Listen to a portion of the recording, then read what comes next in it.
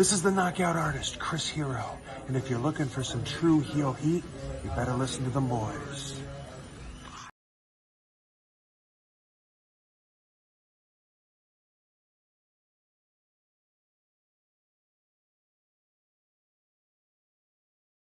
Welcome to True Heel Heat, the place where we use insider terms because we think we know what the fuck we're talking about, even though we don't. My name's Maxwell Jacob Friedman, and I'm better than you, and you know it.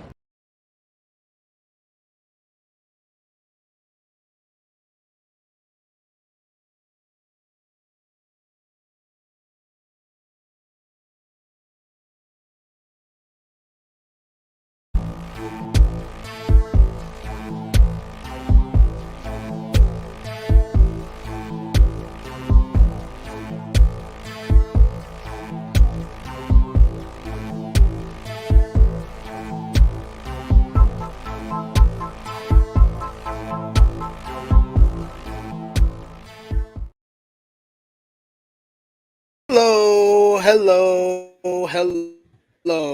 It is me, your True Hill Phenom, SP3. We are live on the True Hill Heat YouTube and Facebook for AEW, NJPW, Forbidden Door 2 review. We're here to discuss the huge show from Toronto, Ontario, Canada, from last night. I have my New Japan crew here with me today. We got first up, you saw him on the watch along last night. You hear him here on the True Hill Heat YouTube channel and see him talking about New Japan Pro Wrestling. He's the master of ceremonies for the past, present, and future of NJPW here on THH. He is J News. Good morning, good afternoon, and good evening across the world, ladies and gentlemen. Yesterday was one of those days. One of those days where wrestling history was made. That's all I gotta say. Let's get into it. Let's get into it. But we do have someone else to introduce. Yes, of course. We have to be joined by the other person that is becoming very familiar on this channel here when we talk about NJPW, and she got to experience an AEW show, so I'm sure she's gonna have some hot takes for us. She is, you know her from Sonal's Life, you know her from Wrestle Inns, Ace Techers. She is Sonal. How are you doing, Sonal? Well, it looks like I'm here to add some spice because I got some controversial hot takes that people will probably not agree with me on. I know I can just feel the comments coming, and I'm just like, I'm preparing myself.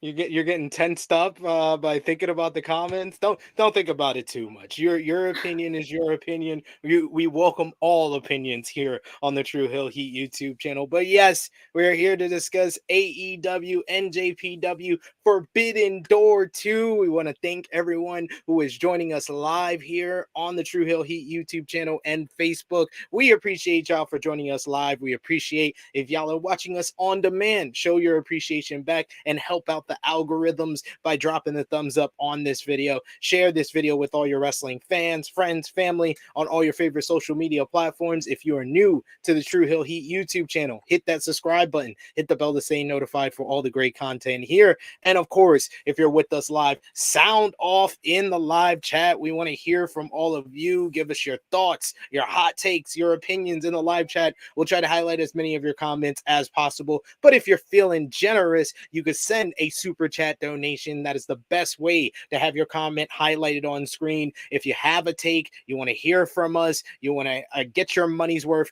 we will give you our thoughts on your take in the super chat. But of course, you can also, with $1 a month, become a member of the True Hill Heat YouTube channel, like our good friend here, Joseph With It, who says, hope all are well. Hope you are well too. Armand in the chat says, it's the final countdown. My 18-year-old SP3 was singing his heart out. 18-year-old SP3 came through to 35-year-old SP3, and he was like, you remember this. You remember this. You remember. You remember, it was good times in the Hammerstein. Good times in the Hammerstein came back to me. Vala B in the chat saying, what a show. We got Caden saying, simply incredible show. We got Chase who says, Gato Booker of the Year. See, Gato gets on. Don't jinx it. Don't jinx it. I swear, you say Booker of the Year, I'll give you an evil win for the G1.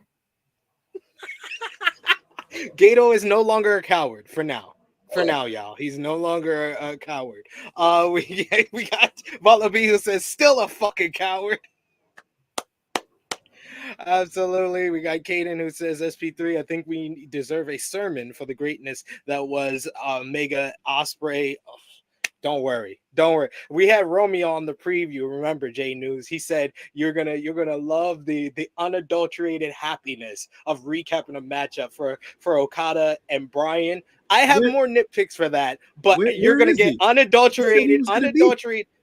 I knew he was lying. I knew his ass was lying. See, I'm calling him out live on air. I just gave him an okay, bro. When he told me, he was like, yeah, I don't know if I'll be there, but if I do be there, I'll be late. I knew you weren't gonna show up. I asked you literally after the show, so you would think about maybe I shouldn't stay up late and watch a Tony Khan press conference. Maybe I should go to sleep if I have to be on camera at 12 noon. But he still did it. He still stayed up for a whole 2-hour press conference and then woke up at like 11:30 probably because we just got the thumbnail like 20 minutes ago. And now he's saying, oh, I don't know if I'll be able to make it. So you should have known as well, J News. This is the theme with Romeo after AEW pay-per-view. He likes to stay up 2-hour press conferences and not come show up when he says he's going to show up.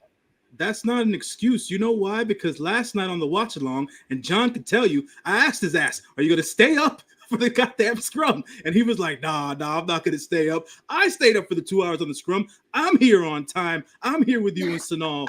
Brother, at the end of the day, ain't nothing like a New Japan review with the three of us. So let's get the show on the road. Exactly. It's gonna feel like a New Japan review up here. I was trying to get Romeo on here because he calls himself a non-biased AEW fan. And so now, if you're new, by him saying he's a non-biased AEW fan, it means he's a WWE fan watching AEW. That's what that means. Yeah. So right, one of those. Like, when I say I'm not biased, I'm saying, you know what, I'll dabble in it a bit, but it's not really my thing. And he says it's right. Yes. He's very nitpicky on that, but not nitpicky when the bloodline doesn't have Roman Reigns on camera and it's not going so well. He doesn't want to admit that he's that type of fan. Caden says in the mud. Yes, we had to add in a Caden burial. We could timestamp this for when Romeo is actually up and ready, get the crust out of his eyes, and he can hear J News right now. But yes, and even Stat King saying yes, Romeo said he wasn't going to stay up. J News is right. See? Getting some love, J News, in the chat. At the end of the day, people understand I'm only here for them. I am here for them. Romeo should be here for them, and he's out here sleeping, and it's noon on the East Coast here in New York. What are we doing? What are we doing, folks? What are we doing? Well, I do have to ask first now before we get into the actual show here. Did you guys see the 0 hour matches? Yep.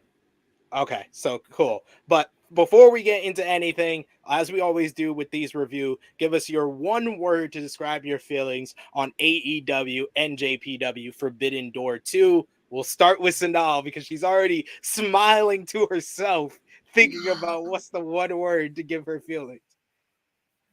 Because you'll hear it. You'll hear some of my hot takes throughout the entire show. Mixed. Mixed. And you're gonna come at me because none of the issues I have is about the wrestling. Okay, that's fair. Okay, so the mix. That's fair. Yeah. We'll talk about it as we go through the show. J News. One word, man. One word. Let me see. By the time that we got to after the 4-way match, exacerbated is the word I had in my mind. I didn't know what else to think. You know why? Because it's like I said last year about Forbidden Door, and I'll say it again this year. Forbidden Door isn't for the casual wrestling fan. It's just not. No. It's not made for the casual wrestling fan. They do their best. This year specifically, they did their best to mount the storylines, to get everybody on TV before the event happened so that people could get to know them, the background, and they did better than they did last year. But yet again, For all the negative connotation that the word mark has in the wrestling industry, this show is for the hardcore fan and for the marks. And for me, it hit home. So I was exacerbated in a very positive way because I didn't know what else. Like after the 4-way match, I was like, God damn, son, it's over. Just give me the rest of it. It's like, because, man, they did, from a wrestling standpoint, they did a fantastic job. But yeah, that's my main word. My one word would be damn. Is it damn? Is damn the word? Damn, yes, damn would be that because there's some stuff, like I said, I'm gonna nitpick on the show, but overall, this is one of the best from AEW. And you speak of the devil, and the devil shall appear. We have our fourth correspondent joining us today. It's Mr. Romeo Anthony Colon. How you doing, Romeo? We didn't even mention you today. How you doing? I heard all that shit you were talking. Both of you. The both of you. Shut your damn mouths. Jesus Christ. I knew you'd waste 10, 15 minutes talking about me, so I took my time. Hello, Sonal. You didn't talk trash about me, Sonal. Hello. I was just watching and I was just like enjoying the chaos unravel. Just spreading lies and rumors about me. Like, Jesus, these are my friends? Oh my God. Yes, I told you. You didn't see True Heat this week. That's how I express love. Is shade. Oh my God. Shade is That's my his best love way language. of expressing. Yes. Shade is my favorite love language. And look at that. Chase in the chat says Romeo got out of the mud. And look at Armand saying, "Hail King Romeo." Oh, Romeo, your one word to describe your feelings on AEW NJPW Forbidden Door 2. Unforgettable. That is a good one. We got John Elite who says fantastic. We got Chase who says amazing. So let's get into first up the 0 hour matches. We'll go through these relatively quick here. They opened up 0 hour with Mogul Embassy, Swerve Strickland, the Gates of Agony versus Chaos's Best Friends and Rocky Romero, along with Strong Styles, El Desperado. Not enough El Desperado versus Swerve Strickland for my blood in this one, because that was the one matchup that I wanted to see most, and we didn't really get that much of it, but I did love El Desperado just looking exacerbated with being with the Chaos. He was just not happy at all being with the Chaos members. When they hugged him, it was like time stop. Desperado was so confused. Time stood still for Desperado there. It was Swerve Strickland who scored the victory for the Mogul Embassy with the Swerve Stomp on Rocky Romero. 12 minutes, 24 seconds. Mogul Embassy getting a much needed victory, and especially for Swerve Strickland after losing to Tanahashi the night before on Collision. This one was much needed for him as well. Any thoughts on this opening 0 hour matchup? I gave it 3 1/4 stars. I thought it was a nice way to open up the in-ring action on the show. Sonal? I mean, it's just the pure joy of seeing Chaos teaming with Desperado. Like, obviously, back when Best Friends were fully in New Japan, Desperado was Suzuki Gun, this wouldn't have happened. It's just 2023 has been a bizarre year for wrestling, especially with the Suzuki Gun members. Some have got new husbands, some have found children, some Doki being Doki. I mean, it's a crazy world. Doki and just 5 guys. Yeah, it's been that type of year for 2023 in New Japan and around the wrestling world. Jay News? I would say that this match, like much to what you said, not enough Swerve versus Desperado. I know they're trying to keep Desperado as healthy as possible because he's going to go all out and try to kill himself in this in this godforsaken death match that he's going to have with Mox getting his Jun Kasai training on the side. So we'll see how that goes about. But I think that it was a solid match. Like you said, Mogul Embassy and Swerve, they deserve that. They deserve the win. I think they could do a lot more with Swerve than what they're doing right now on AEW.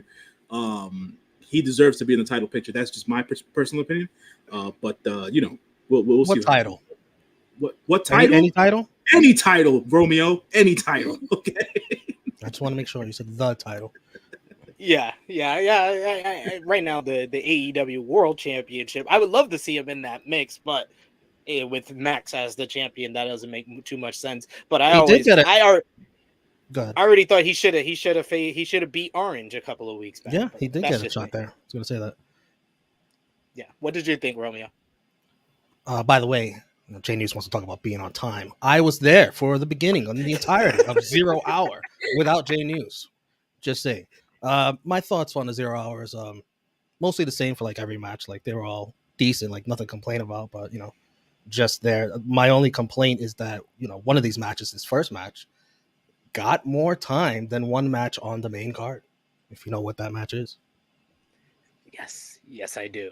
The second match on this 0 Hour pre-show was an Owen Hart Women's Tournament first round matchup, as it was Billy Starks versus our fallen goddess, our ROH Women's World Champion, Athena. I thought this match was pretty hard hitting in the end. Athena took advantage of Billy Starks going for one too many risks as she went for a swanton off the top rope onto the apron and crashed and burned as Athena moved out the way.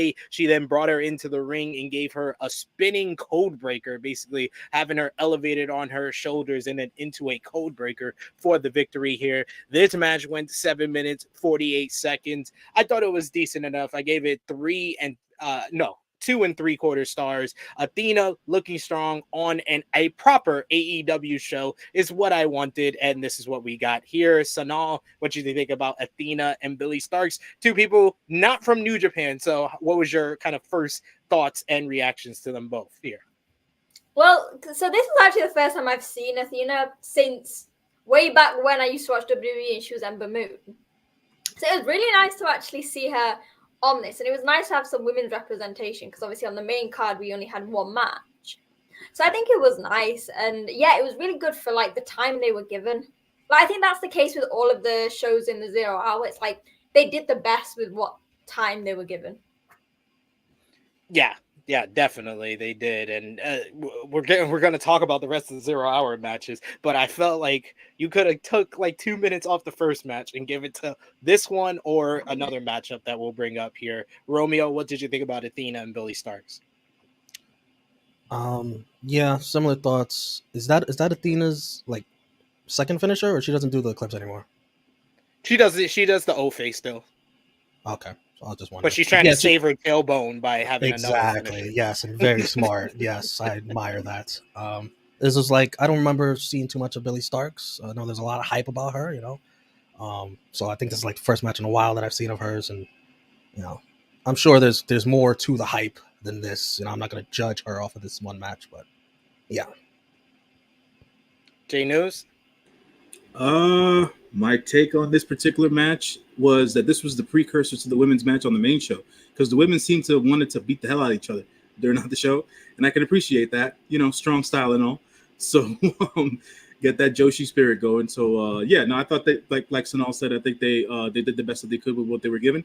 I really want to see more out of Billy Starks, just to see as to, obviously she's 18 years old, so as to see as to where she can go. And Athena is on the run of her career right now. She should be on TV more. So this is hopefully this is a step in the right direction. Can I just say what Jamie just said about her being 18?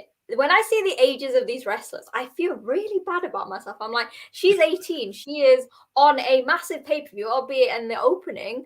And at 18, I didn't know what I was doing in my life. Never mind, like, putting on these massive matches.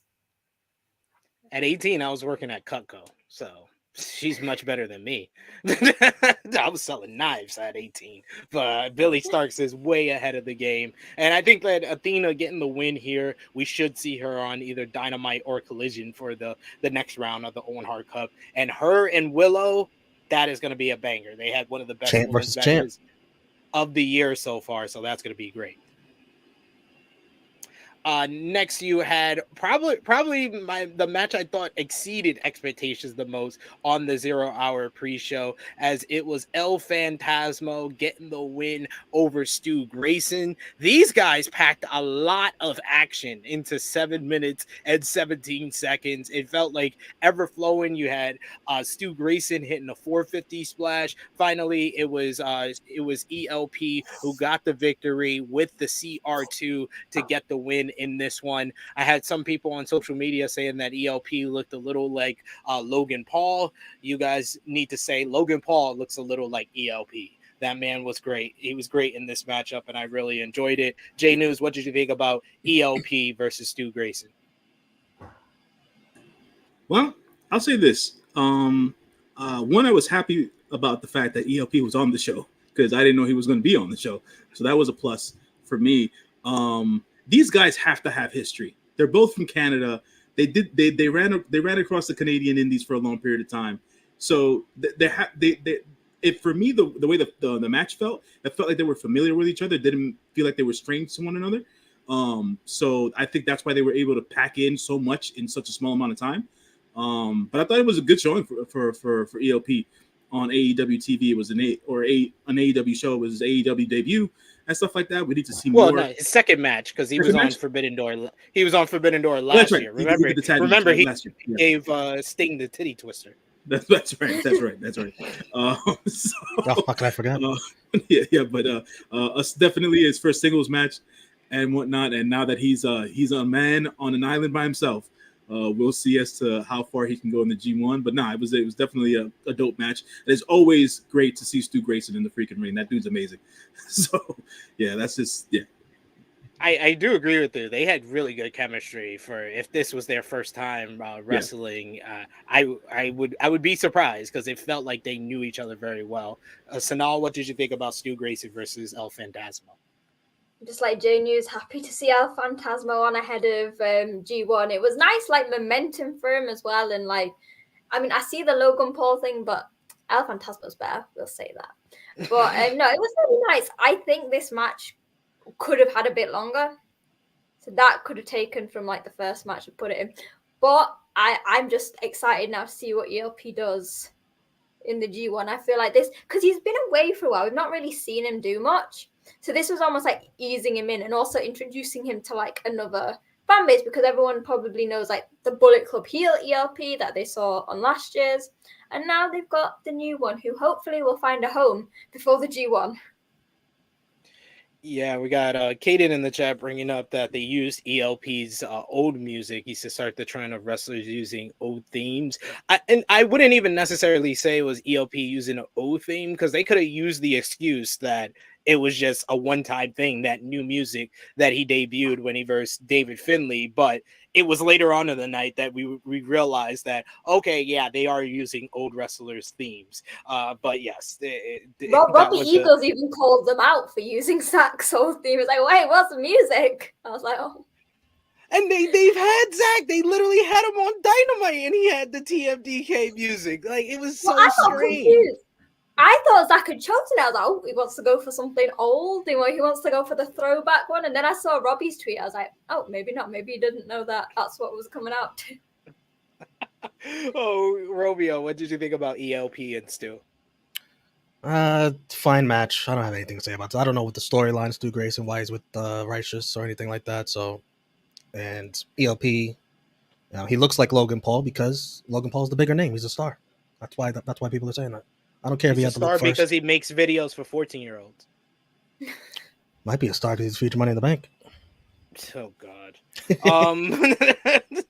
No, Stu Grayson basically got recruited and manipulated by the Righteous. They told him that you still want to be with a loser faction that let you get fired, or do you want to be with this new group that we're vicious like you, we know how to fight like you, and he's been having success with them, just not on his own here. It was very strange to me when I did the Fightful Select preview, and most people picked Stu Grayson for this matchup. I was like, nothing about his ROH storyline makes me believe Stu Grayson was going to win this one. But hey, to each his own. We got Big Man Dogs in the chat who says ELP looks like a mix of Kenny and Nick Jackson to me. I agree more with that than Logan Paul. I was just dumbfounded by so many people saying that on social media. Well, let's like a Walmart Logan Paul, not Logan Paul, the real one, but like a Walmart version. A Walmart version of a guy who makes videos for 14-year-olds? Wait, what? Yeah. It's because Romeo's got TikTok, so he makes videos for him too. We got next. Well, Romeo Anthony on TikTok. Follow me. There you go. See, I laid it up for you. You lucky. I gave enough air to it, so it stood in the air for you to alley-oop it. But finally, the 0 hour main event was the match I was looking forward to most out of the 0 hour. It was Los Ingobernables de Japón, represented by Bushi, Hiromu Takahashi, and Shingo Takagi, versus United Empires, Jeff Cobb, Kyle Fletcher, and who was the third? TJP.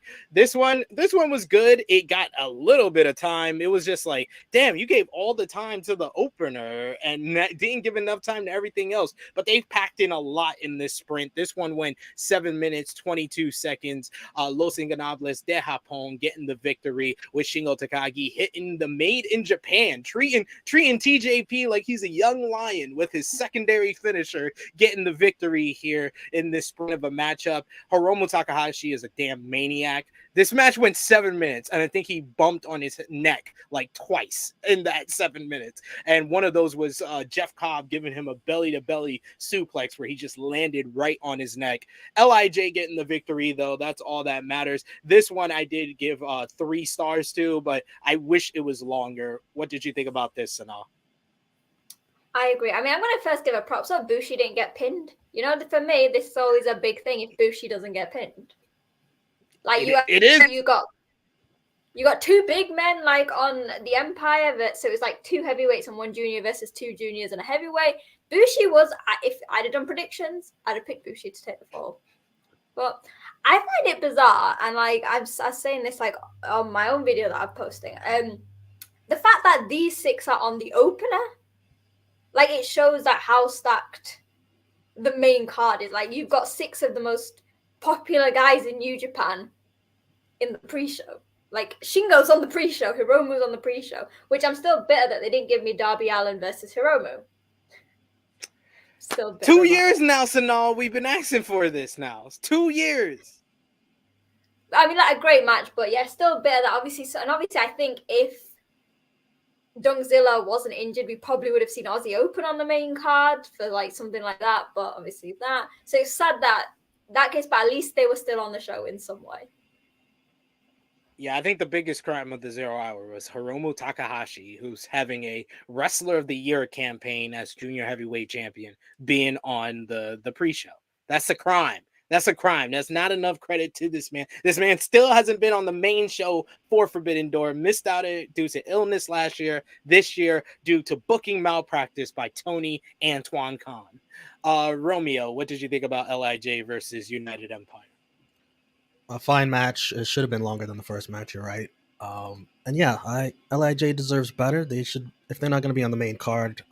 You did have an opportunity with Cole Lawler canceled, but if they're not going to be on the main card, if they're in town for the week, put them on Dynamite in a meaningful match. If you can, try to find some room. That'd be cool. We got Kated in the chat saying, hoping LIJ sticks around for Dynamite as well. LIJ versus House of Black, please and thank you. No, I don't just want them to stick around to lose in a 6-man tag. I'm good. Well, give Hiromu a singles match. Give Hiromu a singles match. Because if they do a 6-man tag, Bushi's going to get pinned. He's the electrician because he's always looking up at the lights. Jay News, give me an 8-man. Put Naito in there. One more time for Dynamite. Okay, I wouldn't mind that because then they have a better chance of winning. And also, you know who I missed? I wanted to see Yota Tsuji somewhere. This man steals my thunders like he's in my freaking mind. Anyways, but yeah, that's what I was going to mention about the match. I was like, I would have loved to have seen Big Suge. You know, the return last month, the match against Sonata. According to what I read and when somebody else commented on one of the other streams, supposedly he had a CMLL engagement that he had to make or whatever the case is, so he couldn't make the show. But yeah, look, man, typical LIJ multi-man match. They stuffed everything in 7 minutes. This match should have been longer. I think that the Mogul Embassy match, they went over and they did it on purpose, and that sucks. No disrespect to Swerve and those dudes, but yeah, man, this show wasn't for y'all. So that's all I'm gonna say. It's because they wanted to give us enough time for Desperado. Yeah, I guess so. Desperado to look upset that he's with Chaos. Yes. Exactly. Had to get that over in that opening matchup there. But yes, that was the 0 hour show right there. But we kicked off the main show with the AEW World Championship up for grabs as Hiroshi Tanahashi, for the second year in a row, challenges the AEW World Champion, and it is none other than Maxwell Jacob Freeman, MJF, who came out with a beautiful robe that read "New Japan is an indie" on the back. Of course, MJF. Of course. We get it starting off where it seems like Tanahashi has the number of MJF, controlling him on the lockups, pushing him along, showing his strength.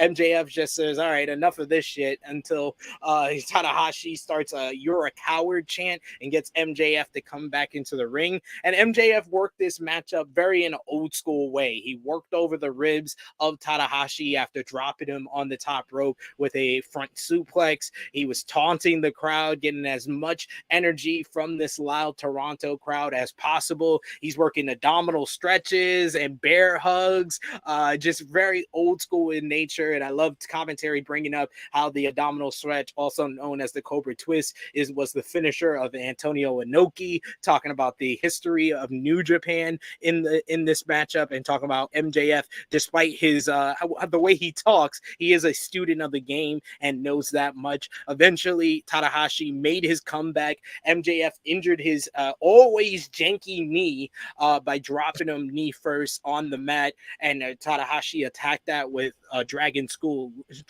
leg whips. He got a near fall with the sling blade at one point. He hit another sling blade, and he goes up top for the high fly flow, but MJF gets his knees up but hurts his knee in the process. Eventually, Tanahashi rolls up MJF after MJF tries to use the triple B, but the referee takes it away. But with the referee distracted by giving the belt back to the timekeeper, he misses that MJF is down for a 3 count. Eventually, MJF pushes Tanahashi into the referee, Bryce Rensburg. He uses the Dynamite Diamond Ring to blast him in the face. 1, 2, 3. MJF defeats Hiroshi Tanahashi. This one went 16 minutes, 20 seconds, got plenty of time in the opening spot, and I thought it was a good match. I thought it was actually better than the collision match with Swerve and Tanahashi, because MJF knew what he was getting with Tanahashi being no knees, being absolutely thrashed of a body, and he worked more of a slower pace, old school matchup that the crowd was able to elevate being in this opening spot. So I give it 3.5 stars. Romeo, what did you think about the opener for the AEW World Title? Perfect match placement. I thought that about a lot of this card. Perfect match placement. Like everything flowed perfectly.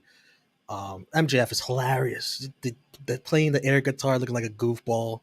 Ace's ass on his elbow pad. Probably the best part of this match is the scheduled tweet he had, where he said, "I probably would have beaten Tanahashi by now and on my way out of there." Nobody's ever done that. Hilarious. Creative. I was worried about how bad this could possibly be, but this was much better than I anticipated. The styles just meshed much better than Swerve and Tanahashi's did. The announcers did a good job trying to cover up how long Tanahashi takes on this damn top rope. Oh, they're different turnbuckles than the ones from New Japan. That was smart. That was smart. That was a smart cover-up. I will say that was a smart cover-up. It was. But my God, it takes forever. You could do your fucking chores, your household things by the time he's done the damn top rope. They're kind enough to give Tana a visual pin to kind of protect him here in the diamond ring. So all good stuff. Good stuff for what it was, you know. This is I think this was the best you could make out of these two. So props to MJF here. Agreed all around. Sonal, what did you think about Tana versus MJF? You're muted, Sonal. I didn't realize that. I like, everyone knows how much I love Tanahashi, and seeing him in that ring, it broke my heart a bit, because especially we've got the G1 coming up. I'm like, couldn't have given him a break. Like, I've compared it to Satoshi Kojima in the match. Like, they're the same, probably similar age, but they were worlds apart. And you know what MJF did great? Like, the match, if you didn't know what Tanahashi was like on like his good days, you'd say, oh no, it was just a really nice, slow-paced match focusing on the story more. And it was a great match. It's just knowing that you know what Tanahashi can do, and you've seen it sort of his gradual decline, and you're just like, have a break. And the fact that next month he's doing the G1, I'm just like, I'm worried. We looked up the blocks. We looked up the blocks. We're like, damn, Tanahashi's got to have like some kind of break in this block. Like, okay, he's got Yano, he's got one, and then there was somebody else too. I forgot who it was. One of the. I think he's in the same block as Naito as well, so that's not going to be an easy match. Yes. He's only got Yano as a break during his G1 run. It's kind of sad. It's kind of sad when he's gonna be. Make sure with Yano he gets like a 2-minute match. Like that's all we need. Yeah, it's gotta be right in the middle of the schedule, like a perfectly placed bye. He needs Yano, and then he needs like Jeff Cobb to absolutely destroy him in like 3 minutes, so he has 2 nights off during this 3-1 run. Jay News, what did you think about Tanahashi and MJF, and did it live up to your modest expectations that you talked about on the pre-show? Yeah, I'll say this, man. As you guys know, I'm a lover of New Japan Pro Wrestling. Tanahashi's a freaking legend. But I said this yesterday, and it got a couple of laughs during the live stream, and then a couple of like interesting reactions facially and whatnot. I compared Tanahashi to Randy the Ram. If you've ever seen the movie The Wrestler, Tanahashi has reached that level without the drugs. And that we know of. Thankfully that we know of.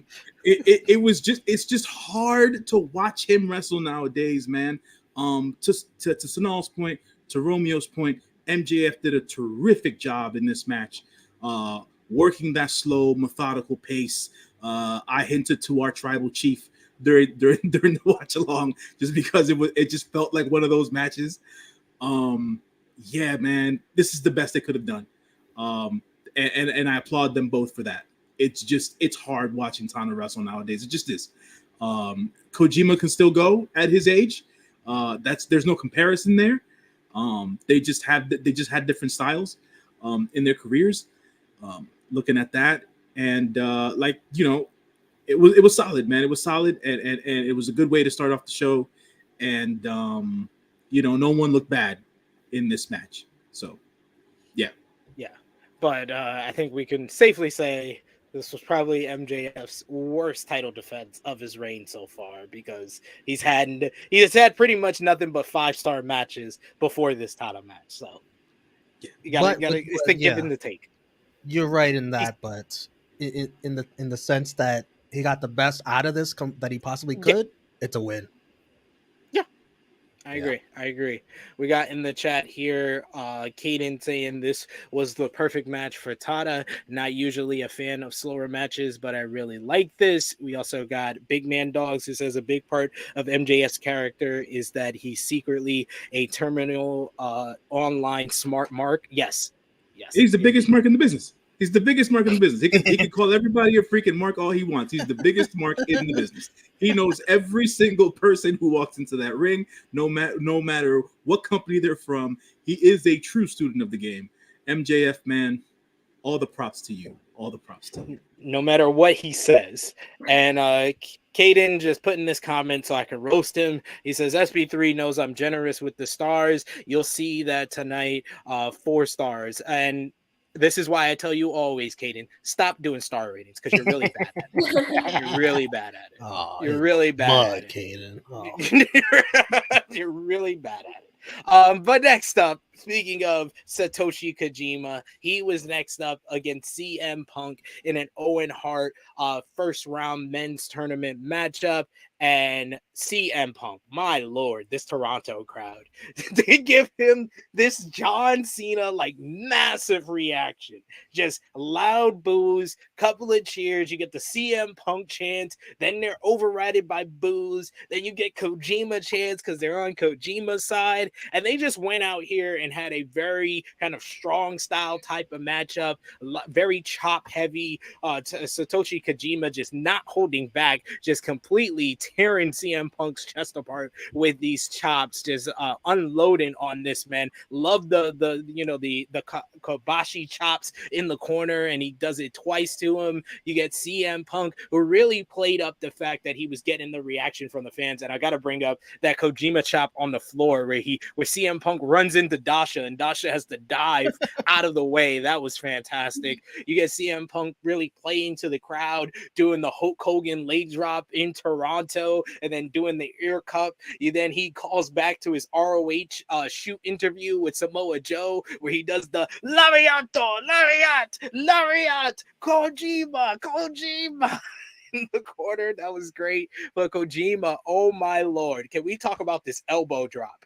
Where he elbow dropped this man right in the nuts. Oh my God. CM Punk probably couldn't breathe for a couple of minutes. This was ruthless on this man's part. Getting a near fall for that one. Hits the Koji cutter. He kept looking for the lariat, but CM Punk, we kept reversing it. Hits him with the net breaker for a near fall.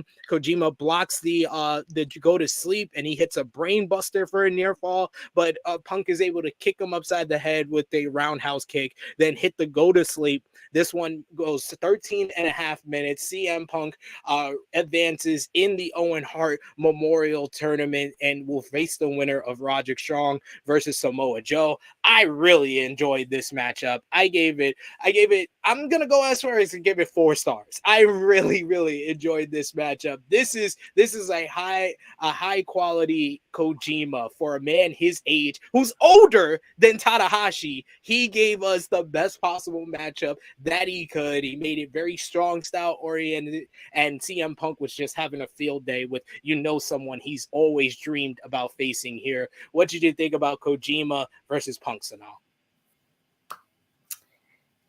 Kojima with the Bread Club is bringing it. He's bringing it because honestly, I knew Kojima wasn't going to win this, but there were moments where he could have.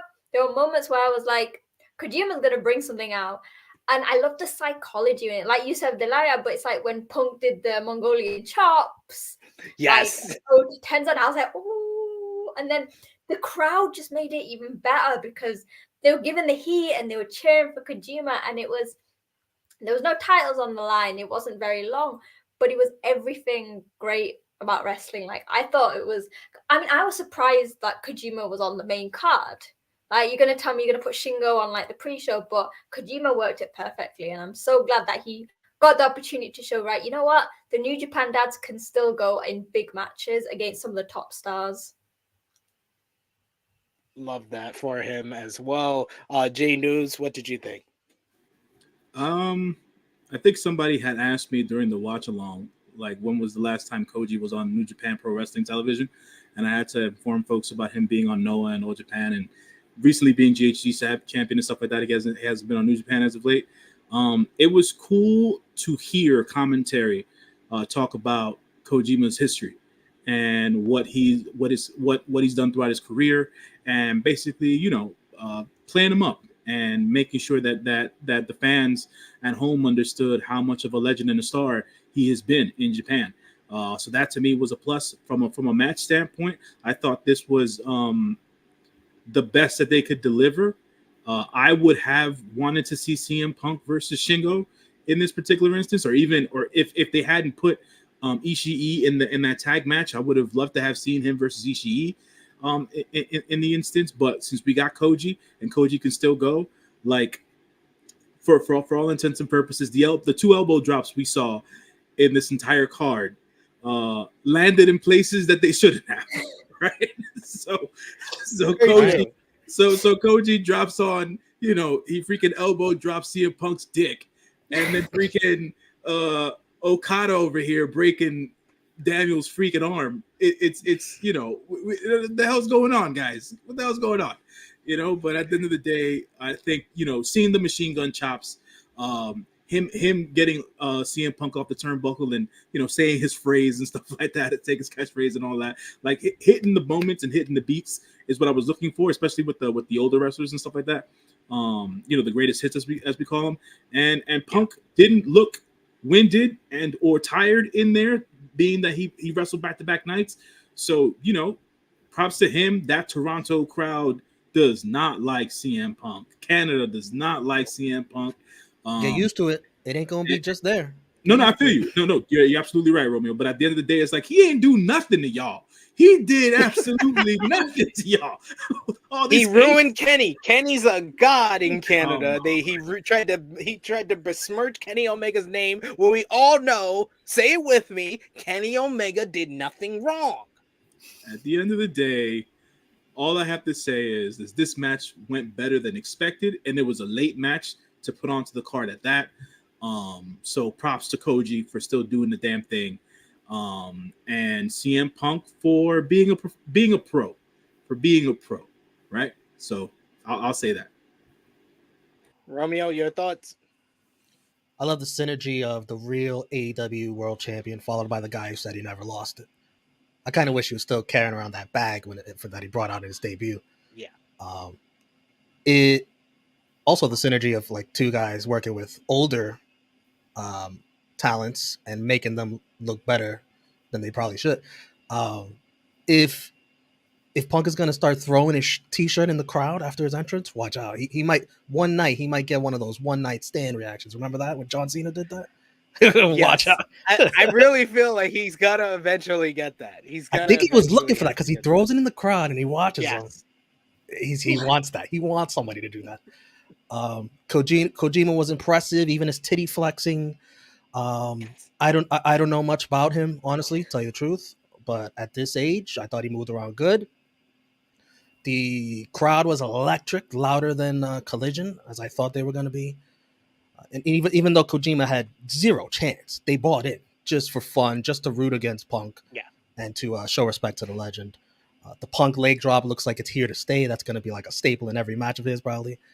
I love the Pepsi sucks chant. That was hilarious. Oh, that was great. That was great. Yeah. They should have followed it up with a Coca-Cola chant.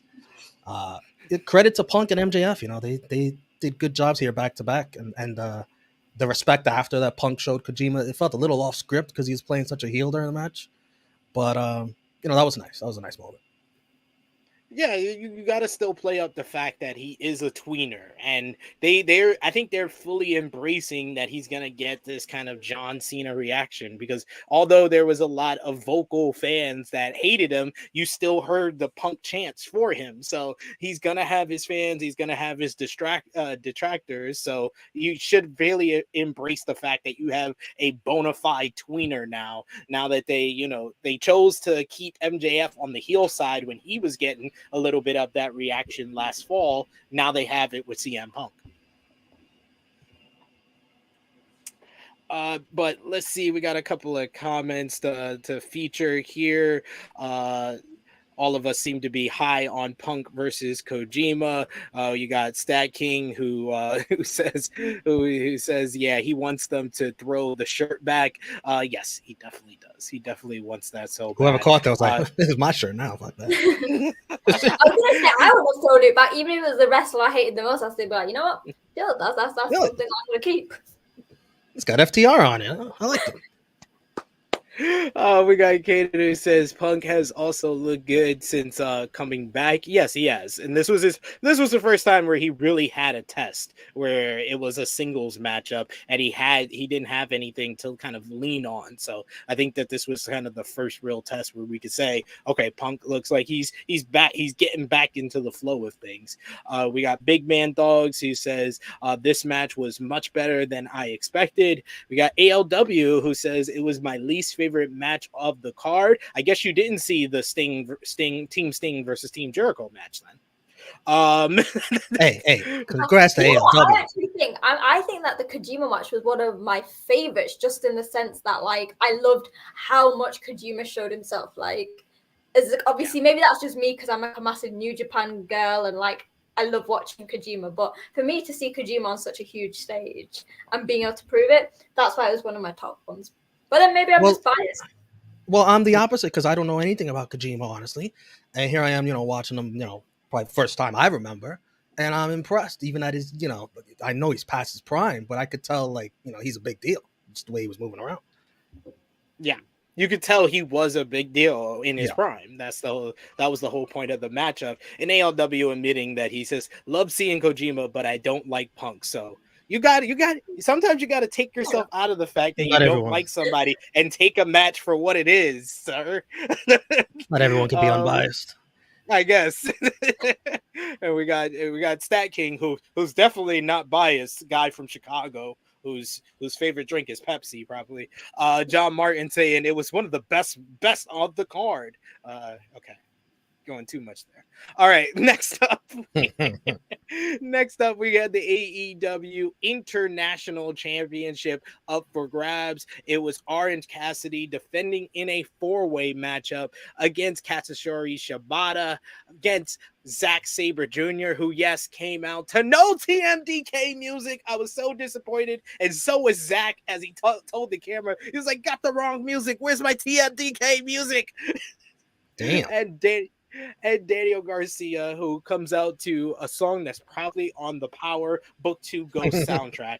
But, oh my God, you talk about a match that exceeded my expectations. This was it, because I knew it would be very, very good, even great. I thought it exceeded those expectations because it just became a story of how Shibata and Zack Sabre Jr. really want to beat the shit out of each other. Was the early story of this matchup. You get Orange with the lazy kicks to all three men, then they all catch his foot. Then Orange looks for a quick cover, trying to get out of here with his championship. Then you get the Shibata Zack Sabre Jr. sequence where they're just beating on each other, and Daniel Garcia keeps getting in between them, so they smack him and then get back to exchanging with each other, smack him and then get back to exchanging each other. Then Daniel Garcia decides, no, I'm not going to sell your slaps anymore, and he starts dancing.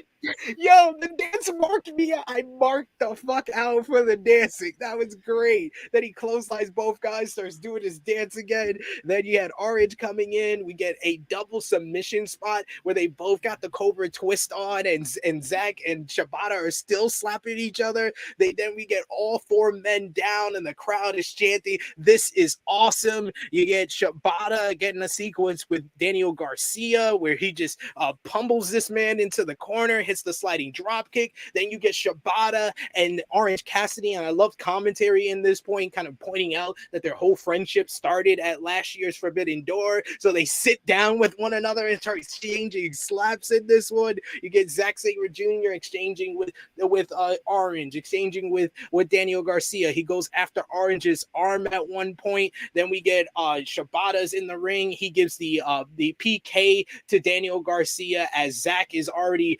taking out, and then Orange Cassidy pushes Shibata out of the ring, and he steals the cover, rolls crucifix pins Daniel Garcia for the win in this one. This one went 11 and a half minutes, and it was all action throughout. One of my favorite matches of the whole entire night. This one went I give it 4.25 stars. After the matchup, you get Zack getting into Orange Cassidy's face, pointing to his championship, pointing to the international title, and then Shibata comes in acknowledging that he's still a champion as well, but him and Orange Cassidy show respect as everybody goes their separate ways. Absolutely enjoyed the hell out of this one. Just an awesome all-around 4-way that didn't waste any of the time that it was given. Sonal, what did you think about the international title 4-way? This is where the controversy starts, because this is actually my favorite match of the entire card.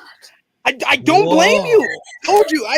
This was one of my favorites because it exceeded any and all expectations. Wow. Like I told you, I'm gonna be full of hot takes. Yeah, literally, I sat through this match and it was so short, but it felt like it was the right pace. Everything. It's the fact that the Zack and Shibata had submissions held, then they were beating each other up. Then they got put in submission and they were beating each other up. And it was like you said, the way that they were beating each other up, and obviously he came and he was dancing, and they just kept coming in and they just kept beating him up.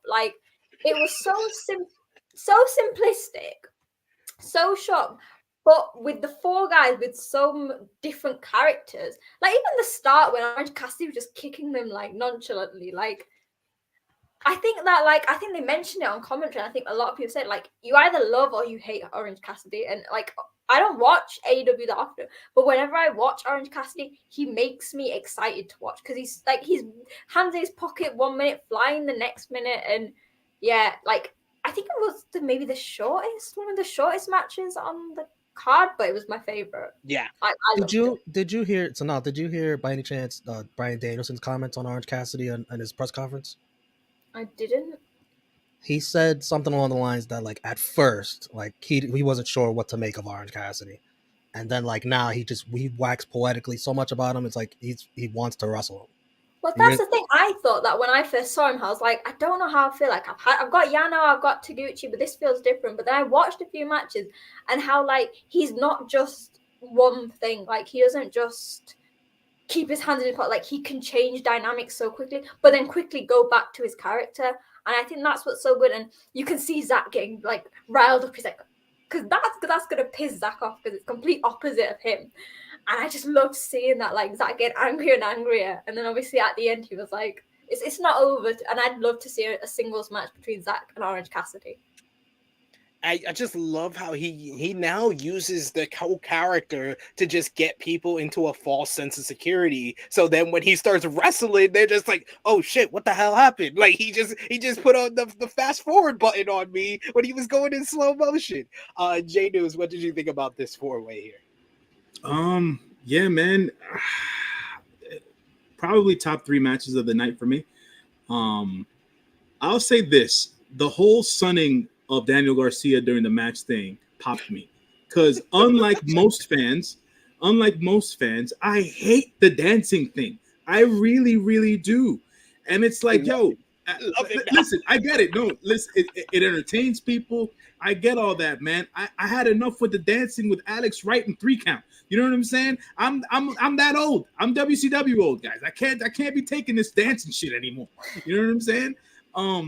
That's just me. I don't know. For all intents and purposes, I felt like if they had a storyline purpose for sunning Daniel Garcia the entire match, would have been for him to finally drop this whole sports entertainer thing and put the trunks back on and go to fucking work. You know what I'm saying? No, that's the whole reason he loses, is because he's too focused on the sports entertainment shit. I get it. But to Romeo's point, I watched the scrum as well. Like Daniel waxing poetically about OC, man. Like, to me, it's like that. That's why he's as good as he is in the ring. Like, fuck a Jim Cornette, fuck the grumpy old men wrestling commentators. They don't get it, and it's not for them to get.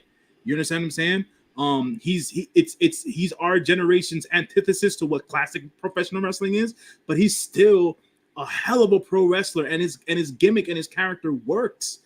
It just works. He's over. He's defended that title more times than anyone has defended any title in any company right now. You know what I'm saying? And he's still going to continue to go. Like a couple besides of Jade. Yeah, whatever. He tied Jade here. He tied Jade. Yeah. I don't. Whatever. Jade don't count for me. But damn. Yeah, I hated that Jade run. It just she's like she did that in a year and a half. This man's done it in 8 months. He done what she did in 8 months. It feels like 25 title defenses in 25 weeks. What it feels like. Yeah, he's wrestling every freaking week. But for all intents and purposes, look, I Shibata, still seeing Shibata in the ring after the injury and him doing what he's doing is incredible to me. So every time Shibata's in the ring, I pop and I love watching it. Orange Cassidy's over. Orange Cassidy's one of the better wrestlers in the industry right now with what he's doing with his title. So that's dope. Zachy, always on my TV. I need him always on my television, just because he's one of the best characters in all of professional wrestling, and he's right. He is one of the best television champions in professional wrestling right now. I still want that one-on-one between him and Samoa Joe, by the way. So I want to see that. Who beats Orange Cassidy? A couple of people in the comments said something about hopefully Miro or whatever the case is. Look, man, the Hosses, they're going to have their own division, in my estimation. Eventually in AEW, they'll have their own. The TNT title is their division. So, I'm not too sure who gets the title off Orange Cassidy. But hey, I just want to see him keep on putting on banger after banger after banger. This was one of my favorite matches on the show. And Daniel Garcia, man, I want to like you, bro, but I don't. So it's what it is. The dancing works for me, and anybody who's saying, "Oh, it makes him look stupid," that's the fucking point. Like, that's the fucking point. The reason why he keeps losing is because he's too worried about being a sports entertainer and doing the stupid dancing. That's the whole point. You have the point, and you're letting it fly over your head where you could be like Drax and catch it. Come on, Put me on the solo here? screen. Put me on the solo screen. Put me on the Romeo, solo. Give me the spotlight. What did you think of this? I love the fucking dancing. I love it. I am sports entertained. I'm sports entertained. All right, you take me off the big screen. Take me off. This was fun. It was a nice change of pace from the first two matches. Selfishly, when Forbidden Door was announced, I wanted to see Zack Sabre Jr. versus Orange Cassidy. That's it, mano a mano, especially when OC mentioned it in his presser for Double or Nothing and teased it. But adding Shibata, adding Garcia, I understand you don't want Zack taking the clean pin or anything like that, so I understand why it made sense, and this match was entertaining as fuck. Daniel Garcia, he added so much. I mean, he's adding comedy, which is making me laugh out loud during this match, and when I'm not expecting to be laughing during this match. But also this match was serious too at the same time. Like they still added the serious elements to the comedy spots. Garcia's dance, that needs to be in the video game. Do not release this game on Thursday if that's not a taunt I can do or anyone can do. Pause the release, modify the game, put it in. It's going to be DLC, Romeo. It's going to be DLC. I would pay good money on the DLC for the dance. I'm sorry. Do it Alex Wright's. During WCW NWO Revenge was one of the best parts of that game. Come on. Disco Inferno's dance, come on. For some of the best parts of these games. Next up. Hold on, I wasn't done. The match didn't it didn't feel like 11 minutes. You know, it felt a little longer than that. That's how good it was. OC with a sneaky win, stealing it from Shibata there. The interesting the ending was interesting. It almost feels like they're setting up more between those three, the three champs. Yeah, we'll see where that goes. But OC's so good. The title run has elevated him. He's elevated the title. I'm so glad that they haven't taken it off of him just to take it off of him, like a couple of weeks ago against Swerve. Like, keep it going, and until there's a reason to stop it, keep it going. I agree now. Like I said, I thought that Swerve should have beat him, but if we're getting matches like this, it's like keep it going. This was one of my favorite matches of the whole entire night. But next up, you had the IWGP World Heavyweight Championship up for grabs as Jungle Boy Jack Perry challenged our champion, Jay News' favorite wrestler, Sanada. This one was a battle of kind of a former young upstart versus the current young upstart, and it was a lot of back and forth action in this one. I loved how Jungle Boy said before the match he hasn't watched the Sonata match, but he tried multiple Sonata moves in this matchup, like the Paradise Lock. Eventually, Sonata got him in the Paradise Lock and drop kicked his ass to break him out of it. We get a double down as both men go down, and it really felt like this match was just going into like the second and third gear, and then it just ended. It was quite weird how this one was, but you had Jungle Boy going for the skull end on Sonata. He went for the snare trap very early on. He was using his quickness to kind of keep Sonata on his back foot. Sonata would go for the skull end with the little spin included, but eventually he got him down with the backbreaker, and then followed up with the moonsault off the top rope. 1, 2, 3 with Red Shoes checking the shoulders afterwards. And that was it. With like his secondary finisher, his old finisher, he got the win here in 10 minutes 37 seconds. So even shorter than the international championship four-way was this matchup. Sonata retaining the IWGP World Heavyweight Championship. It just really felt like they were just getting a flow of things, just building up chemistry, just getting out of the second gear, and then it just ended. So it was very confusing. The crowd seemed confused on the ending to this one too. And then Jungle Boy and Hook walked up the ramp. Hook raised Jungle Boy's hand, and then Jungle Boy turns on Hook. Heel turn finally completed, and this got a lot of heat from this Toronto crowd, and Taz was masterful on commentary. Like, I'm really upset. He don't know what he just did. Hook, he's a bad man. He's messed up now. Taz did great on commentary, selling this as Jungle Boy Jack Perry kind of got in the boos from the crowd, kind of got it all in, did the little hand wave, the back and forth that they do for his theme song to the boos, and then he walked out looking over Hook as he walked to the back. I thought the heel turn was very well done, but the match itself just kind of just ended. So I give the matchup 3 stars, but I just wanted a little bit more. I thought with like 6 more minutes, this could have been a much better matchup here. J News, what did you think about your boy Sonata and Jungle Boy Jack Perry? I'm with Easy Attack Super Chat here. I thought that the heel turn was weak as hell. It didn't come off right. We like for me, the match itself was decent, right? And I knew we were going to get a decent match because Jack is a good in-ring performer, and obviously we all know my love for Sonata at the end of the day. But from a storyline perspective, you've been trying to set this up for such a long period of time, and you gave us no indication during this match. Forget the rest of the other shows. This match, you gave us no indication. There was no face-off between Sonata and Hook at any point where Jack Perry had to get involved and separate or whatever the case. There was none of that or whatever. It was a clean match, and then all of a sudden the match is over. Hook comes out and he tries to carry out Jungle Boy, and then all of a sudden he clotheslines Jungle Boy at the top of the stage, and it's like, all right, what the hell did I just watch? Because a lot of people who are watching this show are watching the show for the essence of its NJPW and AEW. Some people don't get the storyline stuff. So it's like, okay, what just happened here? So we didn't even get any of the inkling during the match. This fell flat to me from a storyline perspective. Like I said, the match was decent. I hope this does something for Jack. Honest to God, I hope this does something for Jack. Because if it doesn't, they did this for the sake of doing it.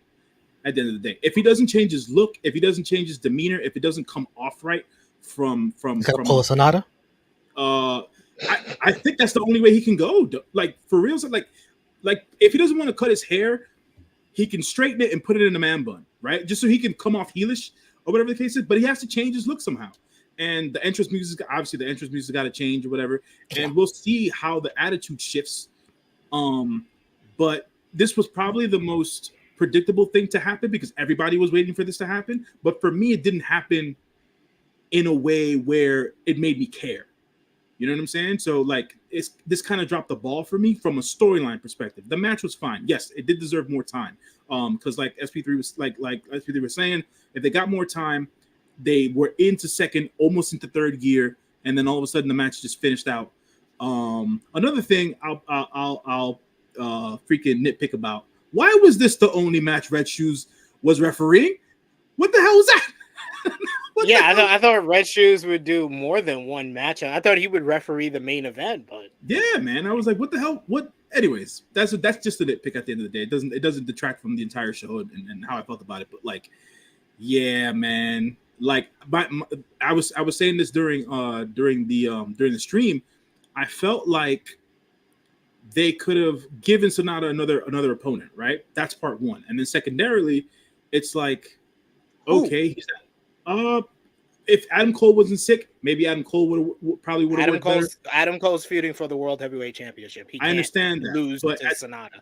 You have to. Right. This is the thing. Like I've heard this all throughout the build. This is why I keep making the argument. Jungle Boy was the perfect guy because he's a guy that can lose, and it works into his whole storyline. If your only suggestions are people that can't lose, then that's a bad solution. Also, you would have been asked out That's a because Adam triple. Cole was sick That's a anyways. Triple H. Yeah, that's a Triple H solution to the Vince McMahon problem. I get all that. I'm just saying someone who could have taken a loss. Wardlow just lost, right? Why not put Wardlow in there? He's one of the big stars in the AEW, right? Why not put Wardlow in that particular position and whatnot? He's a big dude. You would have got the same complaints.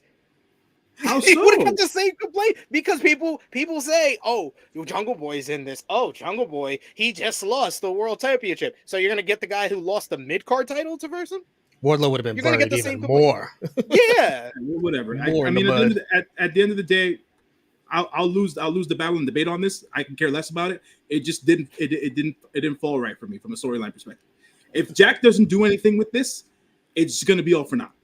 And I thought that this is going to be my last point. I thought that the match should have been more to really shine a light on Jack and his in-ring ability and how he's been working character-wise, and it didn't do that either.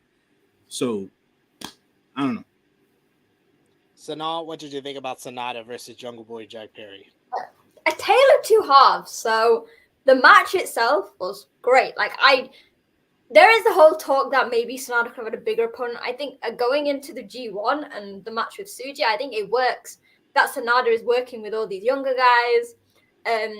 Because I think people have said it, and as much as I love Sonata isn't a big enough name, especially for AEW fans to be like, oh, we'll put like a massive name in it.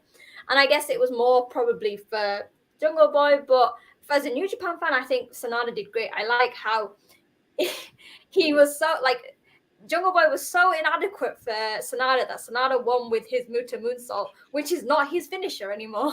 Yes. He was like, you know what, this guy's not even worth my new finisher. Let's just end it quickly. I wish Sonata maybe got to show some of his and they shone a spotlight on him, because I feel like there's still some New Japan fans and some fans in general who aren't feeling Sonata's title reign, even though we know me and Jay News are firmly Team Sonata.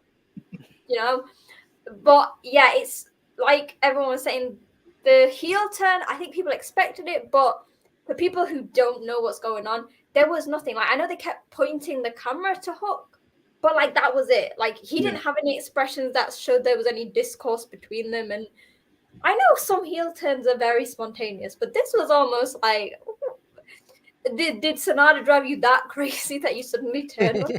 Like, yeah, kudos to Sonata. Sonata pissed him off so much that he completely like flipped. But yeah, I feel like, again, Sonata, once again, like he did with Tsuji, really showcasing the future.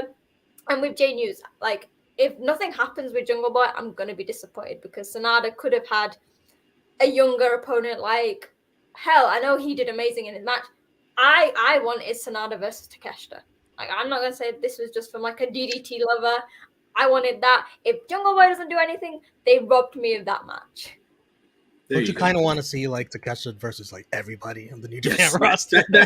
That's true too.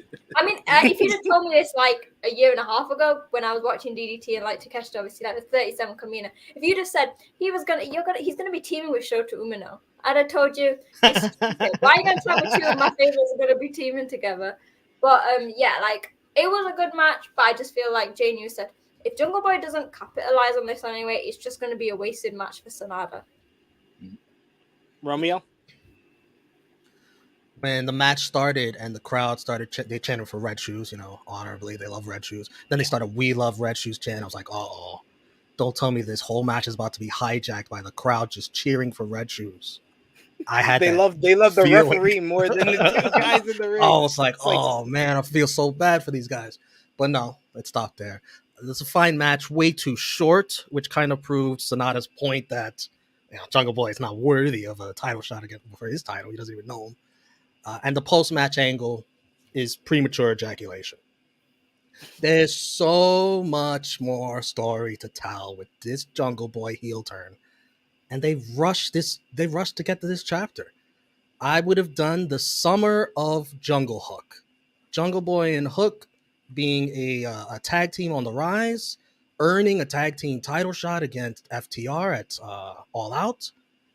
And maybe that's where you do the heel turn after they lose to FTR in front of the Chicago crowd. I would have milked this. You know, you got this guy's young. You got story to tell. You got TV to fill. Take your time. Make it mean more. It felt rushed. It felt like, you know, because of the reaction he got against Doki on Rampage. Like, all right, I got to turn this guy. I got to do it now. We got to go quick. We got to do it now. Yeah, premature ejaculation. Who sparked the turn then? Was it Sonal or was it actually Doki? It was actually Doki. It was actually Doki. It was actually Doki. Doki became the most popular guy in Chicago in that one matchup. And that match was better than this one. Even Jay White shouted out Doki, hashtag Doki. I was like, oh my God, this is amazing.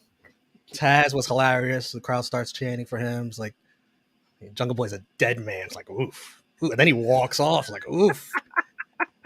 If Jungle Boy's going to be a heel now, he needs a manager in the worst way. He can't do this on his own. Is he going to go back crawling on his hands and knees to Christian and Luchasaurus? Yes. You were right. I was wrong. I'm the piece of shit. Let me join you guys. Oh, my God. That would be weird. There's a way to tell that story, but it'd be weird. You got to be very careful. I'm here for all of that and 2 times on Sunday.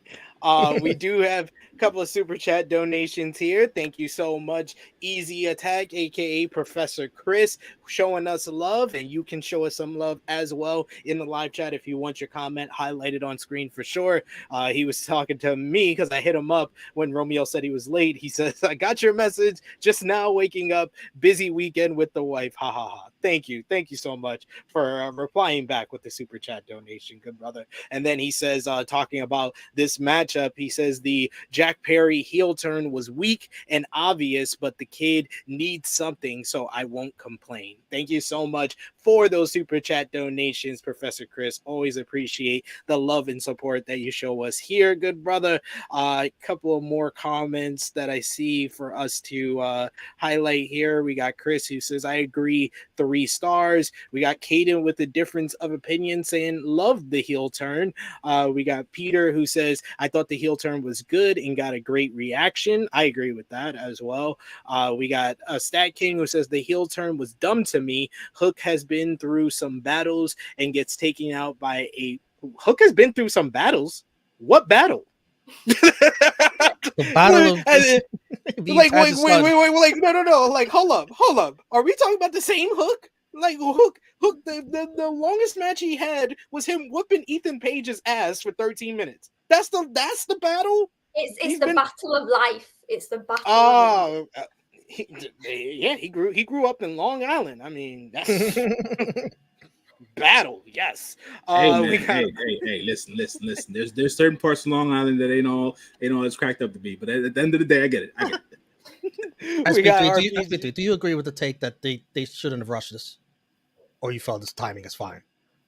I felt the timing was fine because it's just like you got to do it sooner rather than later, because they could have done it like the Christian Cage turn where we thought he was going to turn on Jungle Boy like every freaking pay-per-view, but they decided to pull it while the iron was hot. Like I thought the time was double or nothing, him turning on Darby, but it makes sense with Hook. As soon as he said I need my best friend Hook to be in my corner, I was like, oh, he's turning on him. And it's probably going to be soon. So yeah, I figured it would be the pay-per-view. You said that, and like you said, it was predictable to happen in the pay-per-view. There was no, like, to end this, I felt like it lacked gravitas at the end of the day.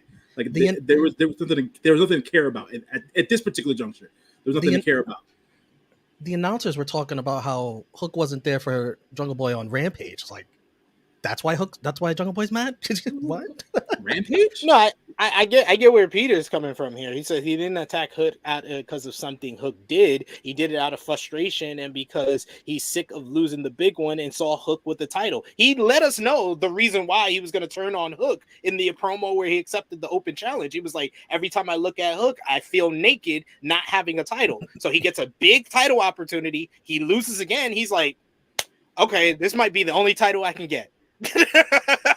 I would have done Jungle Hook and FTR because FTR is not even doing anything in the tag division. But with their that damn titles.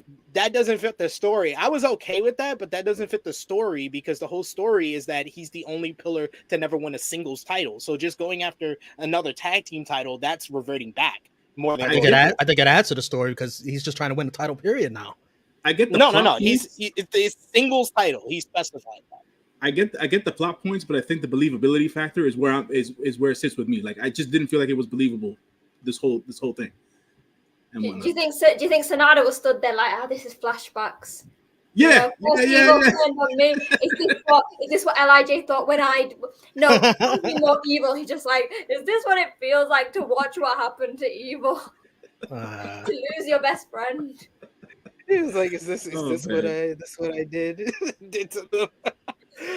But next up we had this is I would say if it wasn't for what is probably the consensus match of the night, this would have been it for me. It was the 10-man tag team matchup, 5-on-5, Eddie Kingston teaming up with Tomohiro Ishii and the Elite, Hangman Adam Page and the Young Bucks to verse the Blackpool Combat Club's Jon Moxley, Wheeler Yuta, Claudio Castagnoli, being joined by Moxley's young boys Shota Umino and Konosuke Takeshita. My lord, I loved Blackpool Combat Club coming out to Moxley's Death Rider theme. It just made them feel more menacing, and I love the fact that everyone got the memo to wear black except for Shota. And then Shota's giving high fives to the fans, and Moxley has to be like, "Get your ass over here, young man. We're not doing that. We're not doing that this time." But I just absolutely love the story that was told and the different pairings throughout, the different dynamics, the crowd reaction. This felt like a freaking party throughout this matchup. You get Hangman and Shota Umino very early on going at it. Then you get Ishii and Takeshita, which was the highlight of this matchup for me, or one of the highlights, with them just completely battering each other and then going into each other like they were fucking rams. Then we get the Moxley and Kingston showdown, which that crowd reaction for them getting into the ring with each other was fucking electric, and them just chopping the shit out of each other while everyone's flying and doing moves. It was just awesome. This was fucking awesome. You had Young Bucks flying, you had Hangman doing the Orihara moonsault, all the while Kingston and Moxley are just chopping the shit out of each other. Moxley's like, fuck you, and they're still just going at it. Then you get they slow things down a little bit. You get Takeshita in the ring, and Ishii tries to break up a submission, and Takeshita just lays his ass out with a big ass forearm, just KOing Ishii. You think Ishii's fucking knocked out at that point. Then you get the Young Bucks coming in, doing double teams, doing super kicks everywhere. Hangman Adam Page comes in, does a shooting star press. You get the Blackpool Combat Club working with Shota Umino, then doing the swing to Matt Jackson, and then finally everything's breaking down. You get the Young Bucks going with the super kick party. Kingston dives in to save Moxley from taking a super kick from the Young Bucks. Then Moxley, when he gets back into the ring, immediately gives Kingston a cutter as everyone's hitting big moves on one another. It comes down to Ishii and Wheeler Yuta in the ring together, and Ishii batters this young man, sliding lariat. Then he hits the big lariat, and then he follows up with the brain buster, and Tomohiro Ishii gets the victory in this one. I was damn close to giving this fucking 5 stars because this was this is one of the greatest 10-man tags I think I've ever seen. This was wild, balls to the wall action. You know what? Fuck it. Full fucking boat. This gets 5 stars from me. I absolutely love this, especially with the post-match where the Bucks get into Kingston's face talking about, you almost cost us the win because you tried to dive in and save your former best friend. He said, fuck y'all, and then tells Ishii, nah, we cool though. I loved everything about this. This is just, this is my type of wrestling. This was a goddamn party in a wrestling ring, and I absolutely loved it. Sonal, what did you think about the 10-man tag here? It was so good. It was like, so obviously, like, for people who don't follow me and didn't know me when I used to watch, like, when Hangman and the Elite were all on New Japan, Hangman was one of my favorite wrestlers. I loved him, and I was so sad when when they left. And the fact now that we've got the Elite back together, teaming with Tomohiro Ishii, like when would that ever happen? Then on the other team, you got Konosuke Takeshita with Shota Umino. Then with John, I'm like, this is like, if you'd have told me this card, like this match card last year, I'd have told you were crazy. Like the interaction between them all, there was so many good points. Each of them showing their bit, teasing matches I want to see. Hell, give me Hangman Page versus Shota Umino. Yes. You know, give me that. Give me Shota Umino versus one of the Bucks. It's like, because obviously when they were in the Elite, when they were in New Japan, Shota would have just been a young lion. And I asked this online and people seem thinking like, I don't think they actually had any matches because I don't know if the Elite were doing young lion opening matches when they were doing their run. But it's mental. And yeah, as I think everyone will probably say, Konosuke Takeshita versus Ishii. Single match. Give it now.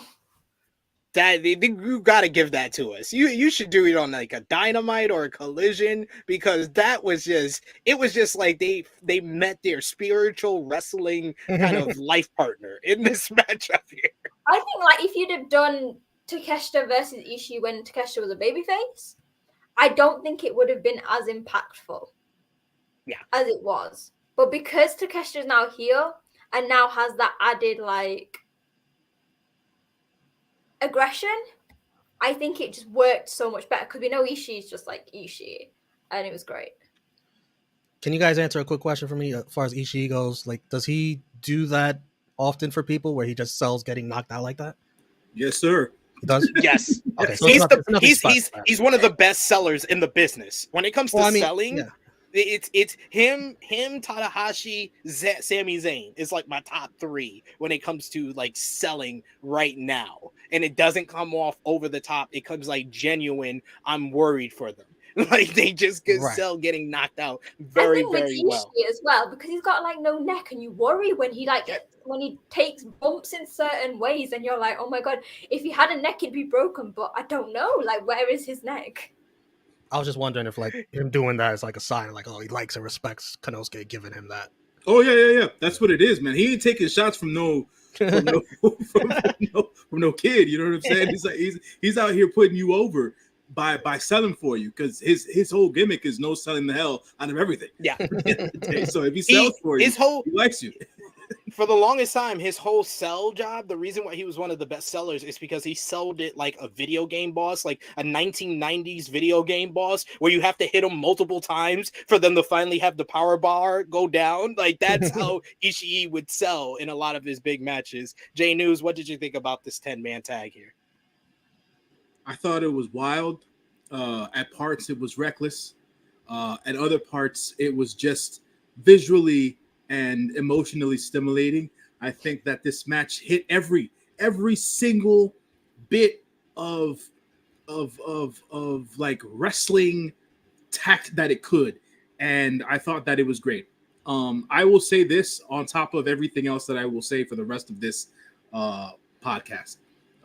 Konosuke Takeshita is a fucking superstar, and people need to understand that if AEW has done anything right, they've done right by him.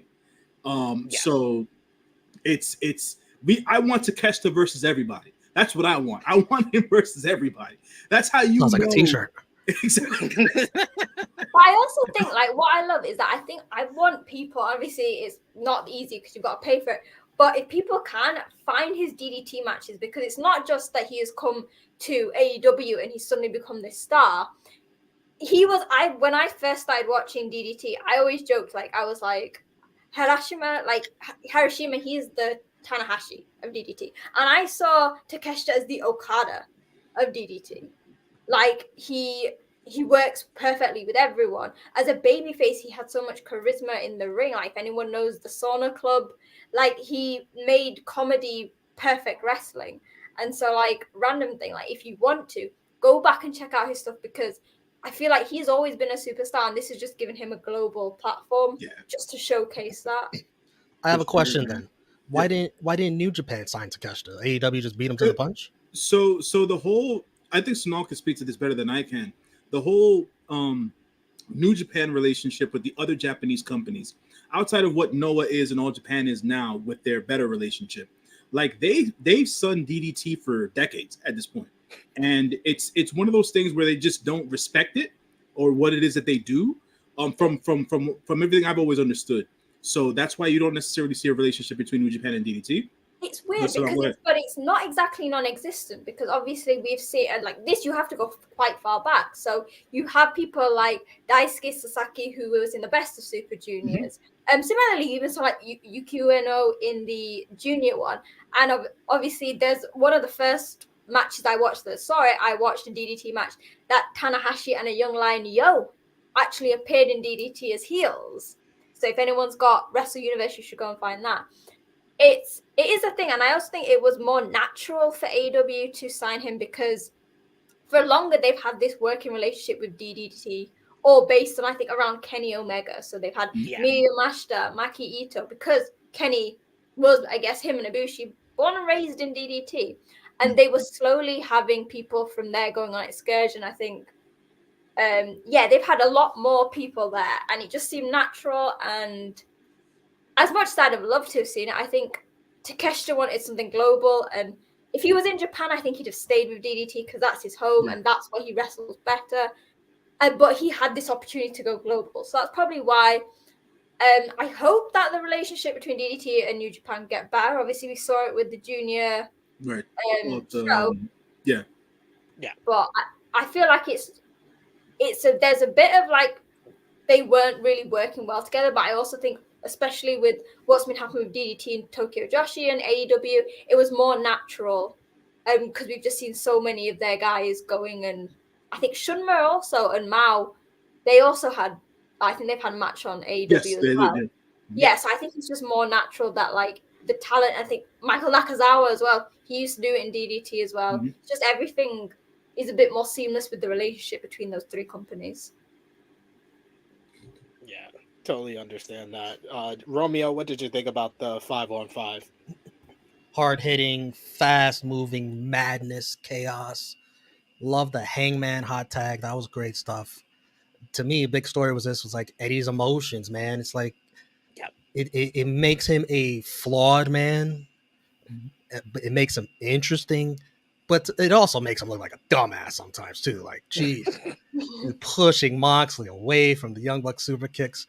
It kind of reminded me of like how he shielded him for the barbed wire exploding death match.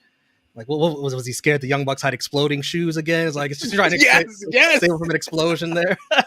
That's the last time they super kicked him. Long-term storytelling. Takeshita looks awesome. He looks so awesome. I kind of selfishly, I wanted Shooter to have a moment, to have a chance, to showcase him. But he didn't really get one. I mean, the biggest moment he got was us talking about how he wore his New Day gear and everybody else wore black, I think he was probably the least exposed, like, in the entire match out of all of the guys. Yeah. But he also had that big moment last year at Forbidden Door where he was when he was still on excursion and he had the kind of the spotlight there.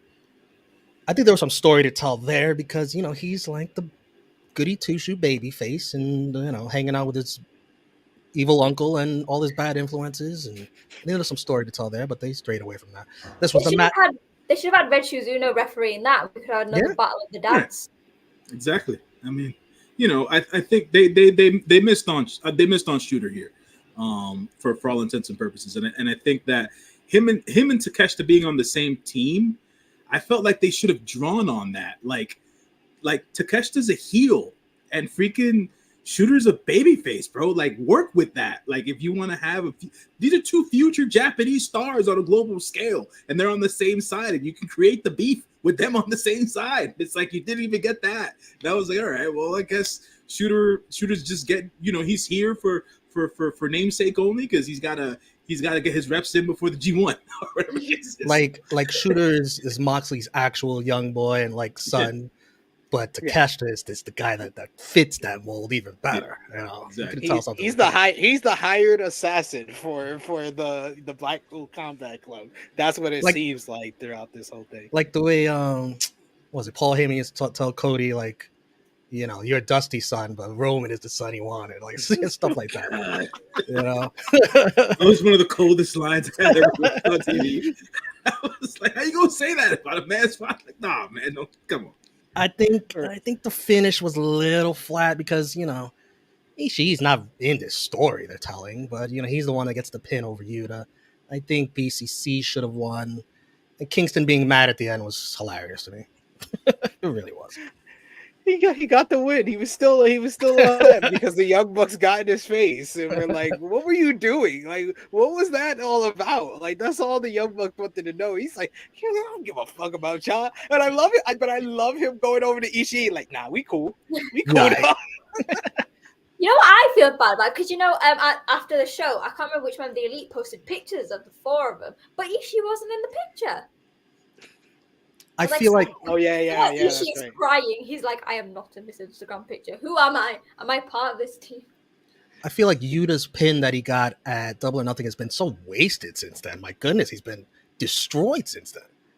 He's taken 2 losses in multi-man matches, but it still did a lot for him in that moment. And I understand Ishii getting the win because New Japan stars weren't getting a lot of wins on this night, so they had to get the one here. Wait a minute, Romeo over here actually showing Wheeler Yuta some love because they made an effort to give they gave him that pin over Omega. I thought we were building up to a Yuta Omega match. We didn't even get that. What? I'm just saying. Yeah, I'm just saying. That's people. So fake. Don't laugh. buy into it. Don't buy into it. This guy over here. Let me point that way. He laughs when I say I'm unbiased. Laughs. You're not on. I'm showing my unbiased right here. I'm showing it. No, that's just Jay News. That's Jay News just buying into your BS, man. That's what this Come is. on, man. Don't buy into it. Don't believe this man. This man's the #1 Wheeler Yuta hater out on these streets. We got Caden in the chat who says Takeshita should take the international title. You're thinking too small, sir. Takeshita's too big for that international title. He's a former DDT open weight champion. He held the belt numerous times. He don't need no mid card. He's no mid card. This man's about to get a win over Kenny Omega on a pay-per-view. I am saying it now. Oh, why don't you give the New Japan as great as Zach's doing, why don't you give the New Japan Television Championship to Okada? No, Takeshita is the Okada of DDT. You do not just give him the mid-level title. Exactly. CM Punk for that. Yeah, let's CM Punk go for the international title. Why not? AEW Women's World Championship was up for grabs next, and I felt so bad for these ladies having to follow this fucking rock star party. But you had the Outcast coming out with Toni Storm as she defended against NJPW Strong Women's Champion Willow Nightingale, and they went out here and they had a very kind of all Japan women's type of matchup. It was very hard hitting. Once the Outcasts tried to interfere and they tried to pass over the spray bottle to Toni Storm, the referee ejected them from ringside. The only ejection that went through on the show here. And Willow Nightingale had some hard-hitting offense, especially that DVD on the apron. Like the way the referee was talking to Toni, I was like, did she get hurt? Damn, like it really was like vicious that one. So like I said, the Outcast got ejected, so it looked like Willow Nightingale had a very good chance of getting the win in this one, but it was Toni Storm that took advantage of the referee, a little distraction from the referee, and gouged the eyes of Willow Nightingale, followed up with the Storm Zero to get the 1-2-3. This match went just over 11 minutes as Toni Storm successfully retains the AEW Women's World Championship. And I love Toni coming out in her old Stardom gear, even though she did not want to acknowledge that during the post-media scrum. What did you think about Storm versus Nightingale here, Romeo? I thought they had a tough task following that last match. That's asking a lot, but I thought they did good for the time they were given. Nice little sprint. Too much Outcast early on, so glad to see them get kicked out.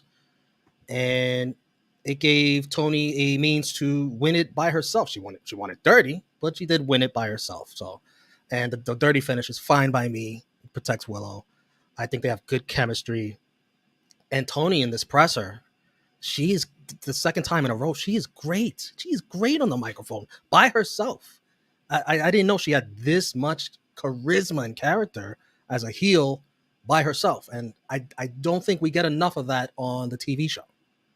I think we need to get more. She should get some kind of backstage segments. I'd like to see her in front of a live audience on the mic. She don't get that. No, but she. The women have never gotten that. She shows a lot of charisma. I give the match overall 3.5 stars. So definitely probably a little bit higher than what I thought I would give them based on the time that they got, but they really delivered in that time that they got. Sonal, what did you think about the AEW Women's World Championship match? I mean, yeah, it's a tough bout to follow. It's sort of going to link into my issues with the Kenny and Ospreay match. It's the interference. It's like, I know they got kicked out. I'll bring this up on my controversial take on the Omega Ospreay match. I don't like it. Like, I get it. You think as a New Japan fan we'd be fine with it. Like, we got Gato, Dick Togo, like Show, we got the whole House of Torture. But just for some reason, in matches like this, it's like, I think Willow Nightingale's a star. She came out and I was smiling. It was in the middle of the morning. I was like, oh, she's so great. And Toni Storm in itself, like in herself, I've followed her for years and she's amazing. I get the whole point of like the outcasts and stuff. Just maybe last night I just wasn't in the mood for interference. So that kind of impacted everything. That's understandable though. That's understandable. J News? I thought that like everyone else, it was a tough act to follow, right? But I think the ladies did what they did their best with what they got. It still sets up for Big Daddy Soho versus Willow down the road. Because I think that Ruby's gonna beat Britt, and that's just my take on it during that Owen Hart Foundation tournament. So it still sets up for that. Man, Toni Storm's just living the gimmick right now, man. She like if we had to have two specific wrestlers do scrum interviews all the time, it would be Toni Storm, and they have missed the boat with Jay White. They need more Jay White in the scrums than they need anything else. But outside of that, I thought the ladies did a great job here. They really beat the crap out of each other. I'll say that. Second, the other, like I said before, with Athena and Billy Starks, they beat the crap out of each other. I feel like the girls felt like they had to do not much more, but they wanted to go out there and prove that they could do what the guys were doing. You know what I'm saying? And to me, they both matches delivered. It's just that allotted more time. I think and allowed to breathe more. It probably would have been better for the ladies. But they did their best here. I'm not too sure what kind of a role Saraya's playing necessarily in all this. I know they're trying to pinch Ruby back into the mix and stuff like that, but I'm not too sure what Saraya's doing. I know Willow's got the whole Julia challenge coming during what I guess Independence Day during that show. So I'll tell you, News. Yeah. So yeah. What? I'll tell you. Saraya's killing time before she gets her chance. Somehow, some way, she's gonna get a big match at All In. Somehow, some way. She's gonna. I can see it being a 3-way. Have all your UK stars or stars that became stars in the UK with Tony, Saraya, and Jamie Hayter returning. Mm-hmm. I can see that. I can also see Saraya facing her mother, but that's just me. Oh, Jesus. Now you're just falling. Now you're just falling. What a troll job. Well, you're just walling. And yes, Willow did break, not break her nose, but bloodied. Yeah, she Toni bloodied her Storm's nose in the matchup. She did. Yeah, it happened early on because I saw Saraya telling her on the outside, like, your nose. Tony was complaining about it in the presser. She's like, she broke my nose. That's why I slapped the tits off of her. She needs a t-shirt. She needs a t-shirt that says slaps the tits off. No, she kept saying that. She keeps saying that in both pressers. All right. It's about that time. Share it with all your friends. We're about to talk about that match. IWGP 6-man tag. Oh. United States Championship bout.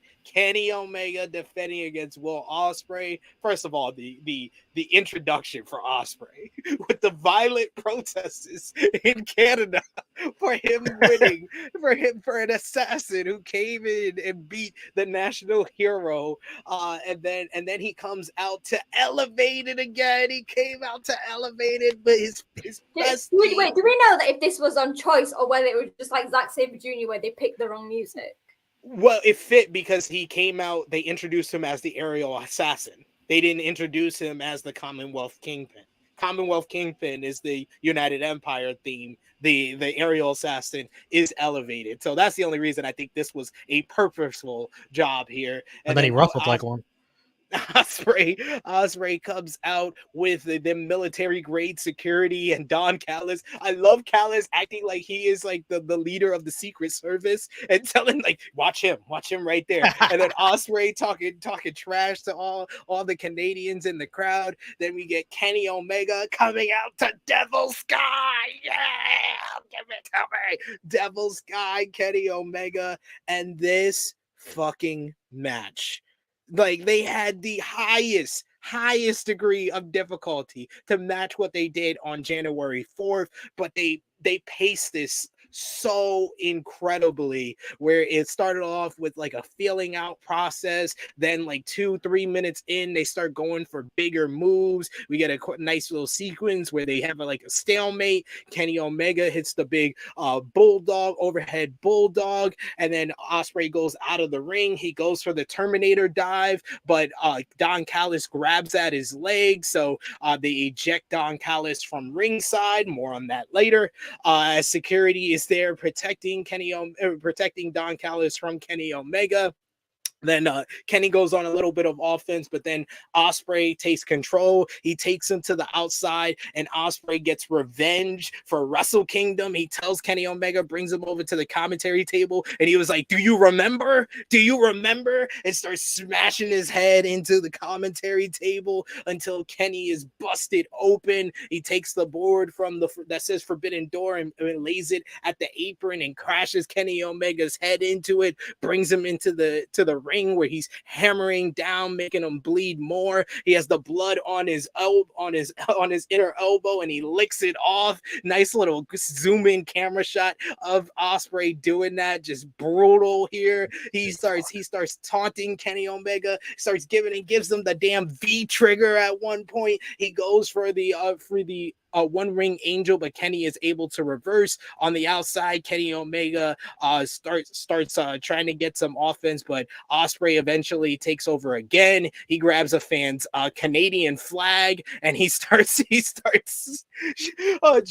doing a Shawn Michaels bit with it, and then throws it. He's talking trash to some kids at the ringside area in the front row. Omega eventually grabs a hold of the Canadian flag and starts hanging Ospreay with it. He eventually gives the flag to the same kids Ospreay was talking trash to on the outside. Omega gives him a big V trigger against the guardrail, and I thought Ospreay was gonna get busted open there, but then he takes him to the ring steps and starts slamming his head into the ring steps until Ospreay is busted open. He lays the ring steps on the side and starts battering him some more, and eventually delivers a huge DDT on top of the ring steps. A callback to the Wrestle Kingdom matchup, this time on the ring steps instead of the exposed turnbuckle. They get into the ring, and there's just blood pouring everywhere. It turns into like this MMA fight where Omega's going for like triangle chokes and laying down elbows from the triangle choke position,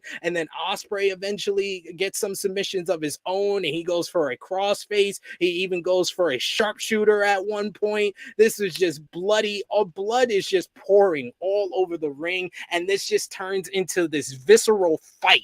It just turns like a fight for survival, and it looks like an absolute war in this one. Omega is just fighting to get to the ropes when he's in the crossface.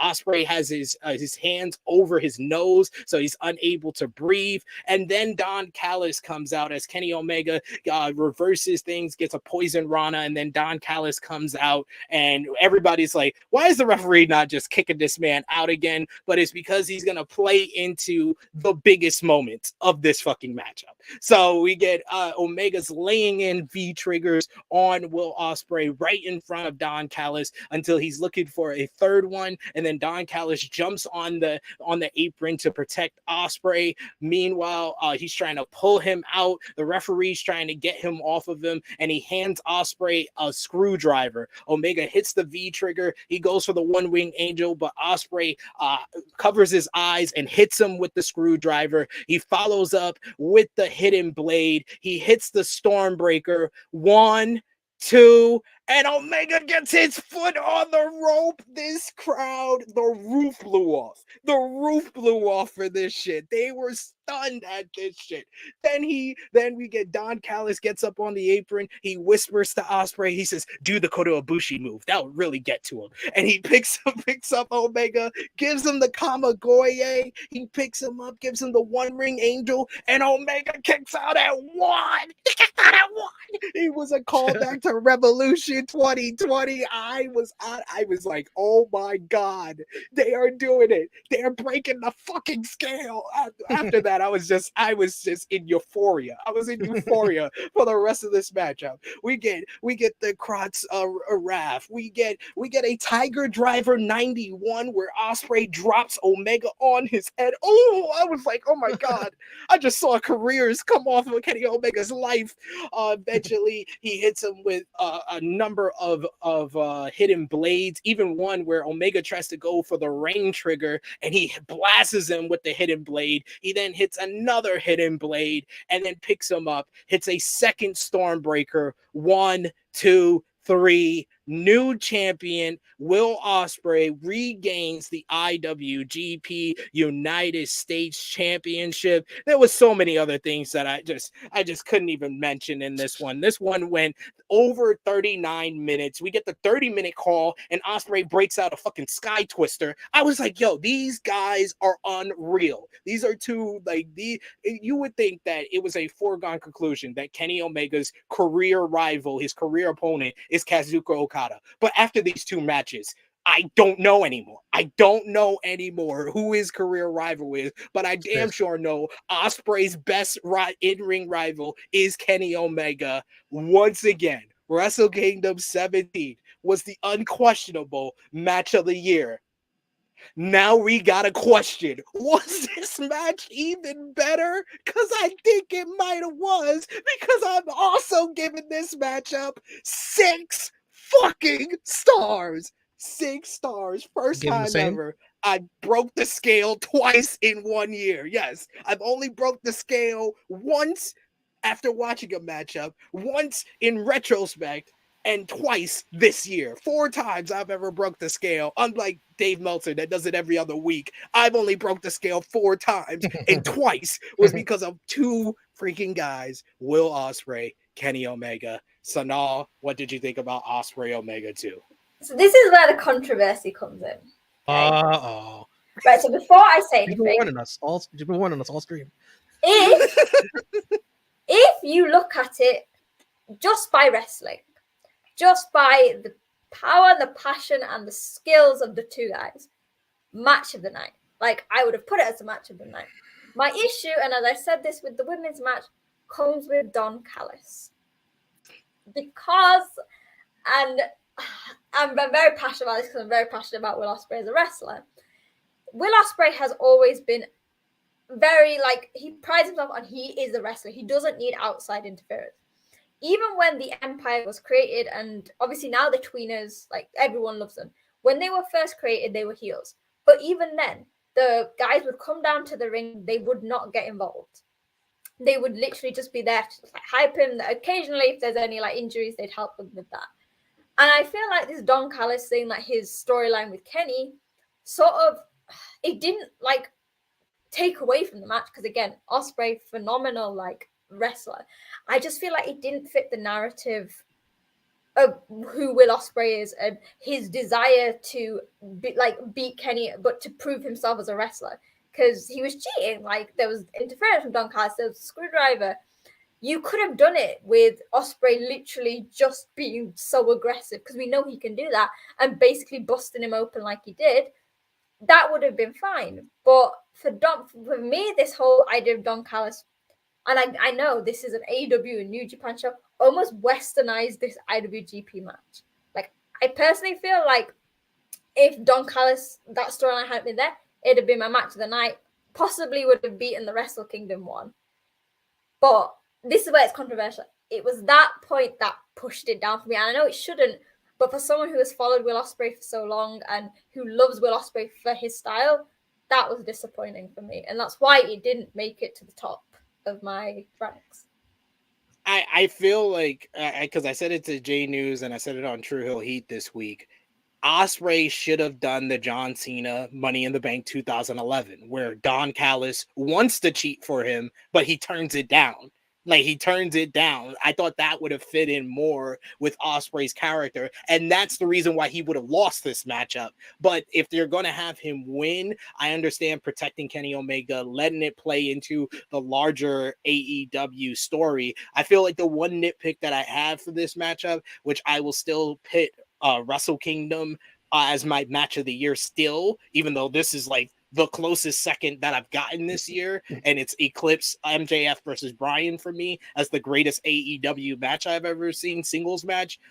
I think that if they would have had the referee not kick out Callis in those first opening minutes, like Callis just says, no, I'm gonna go to the back, or Ospreay tells Callis, no, go to the back, I'm gonna do this myself, and then he comes back and everything plays out the way it did, I think it would have been absolutely perfect. It did make the referee look stupid a little.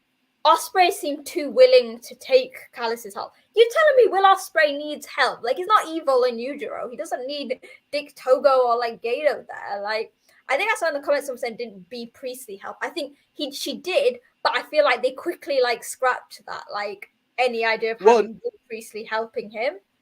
Well, remember, he beat Okada with the help of Great Okan, and then he cut the promo last year before versing Okada in the G1 Climax, and he said it felt like he didn't really beat Okada because he hasn't done it on his own. So that's why I said, like J News can tell you on the preview, I thought that Ospreay should turn down the help of Callis, and that would have fit into his story. But I understand with the story that they're telling with Callis and Omega, Callis had to play some part in it. I just would have made the nitpick that the referee doesn't inject him early on. I think that's the only thing. I just kind of didn't like the idea that this is Ospreay's moment. One, I feel like his moment should have come at All Out just because it works better for like him as a New Japan wrestler, as a British wrestler. I feel like they kind of pushed Ospreay and his storyline to the side just to get this Don Callis thing in. Again, this is just me coming from someone who's a Japan fan and who has watched Ospreay for so long, but that was my pick, and I just feel like people are gonna hate me. They're gonna be like, you can't just use that as a reason to move it down the list. But I guess as someone who's passionate New Japan, passionate Will Ospreay fan, that's where the issues came from.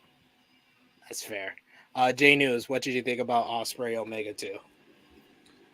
So, to Sonal's point, Will Ospreay doesn't need any man's fucking help to beat Kenny Omega. You book it the way you book it, and then you let them go in the ring. That's part one.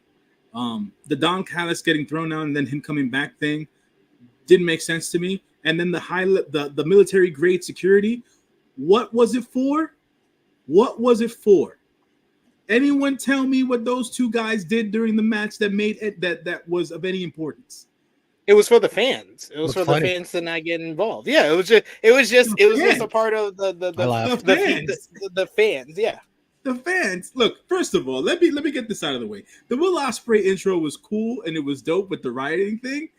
The reality of the situation is that Canada loves Will Ospreay. No matter how much crap he gave Canada, Canada loves Will Ospreay. Ain't no fans running into the goddamn ring at this point. So that's part one. Secondarily, onto the match. Look, man. I've seen my fair share of wrestling 35 years into this shit. And I have never reacted to a Tiger Driver 91 in the way that I did when I saw it in this match. I watched Kabashi do that move for years, and he broke plenty of people's necks with it. and for me to see Will Ospreay do that to Kenny Omega, I said to myself, this is where the story is. This is the revenge he was talking about. This is how we're supposed to be following. Forget the Don Callis shit. This is where the revenge comes into play. This is why I felt this is a more personal battle. This is a more personal fight due to the revenge angle part of it. Like, Will was out to hurt Kenny in this match. He wasn't out to wrestle him or out wrestle him or be the best bout machine. Now, he wanted to hurt Kenny Omega, and that's exactly what he did. He made him bleed first. He dumped him on his head. V-triggers, one-winged angels. He tried to hurt him physically, mentally, and emotionally. Kamigoyes and everything else in between. The story was told in the ring, and to me, that's why I feel this match was better than the Wrestle Kingdom match. We got a true dream match at Wrestle Kingdom, and it was off the hinges. With this, the built-in story, the crescendo, and then the peak, and then the fall, then the peak, and then when it came back down, the screwdriver gag to me when we were watching last night, I was like, shit, not this way. And then they went on for another 7 minutes, and I was like, the screwdriver doesn't even make a freaking difference in this goddamn match. There was no point to the Don Callis. Oh no, it did make a difference because it gave us two. We got back to back my two favorite kickouts of the year. The foot on the rope. The foot on the rope is the best thing since Okada got his foot on the rope after the one wing angel against Omega, and the kick out at one. I had an outer body experience of the kick out at one. Oh my god! I feel you there. I'm just saying that they could have done without it and still gotten to that spot, is what I'm saying. So at the end of the day, terrific match. My favorite match of the night, without question, just because I can do without the overbooking and still see this match for what it was and the way they told the story in comparison to the one in Wrestle Kingdom, which is why I felt like it was my favorite match during the night. And on top of everything else, this shit ain't over. It's not over. This is not the last match we're getting, right? Everybody's saying all out, all out, all out. And I'm like, I feel like they're going to take this shit to Wrestle Kingdom. There's just no way all out's the last bit. There's just no, to me, there's just no way. He already, Will won the championship. All out's going to do what necessarily? Are they going to draw it all out?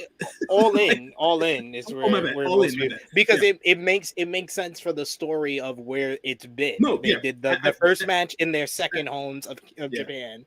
The second match was in Kenny's home, and then now it makes it more of a mystery who's going to win, because every single time the first two matches, the heel in the story has won.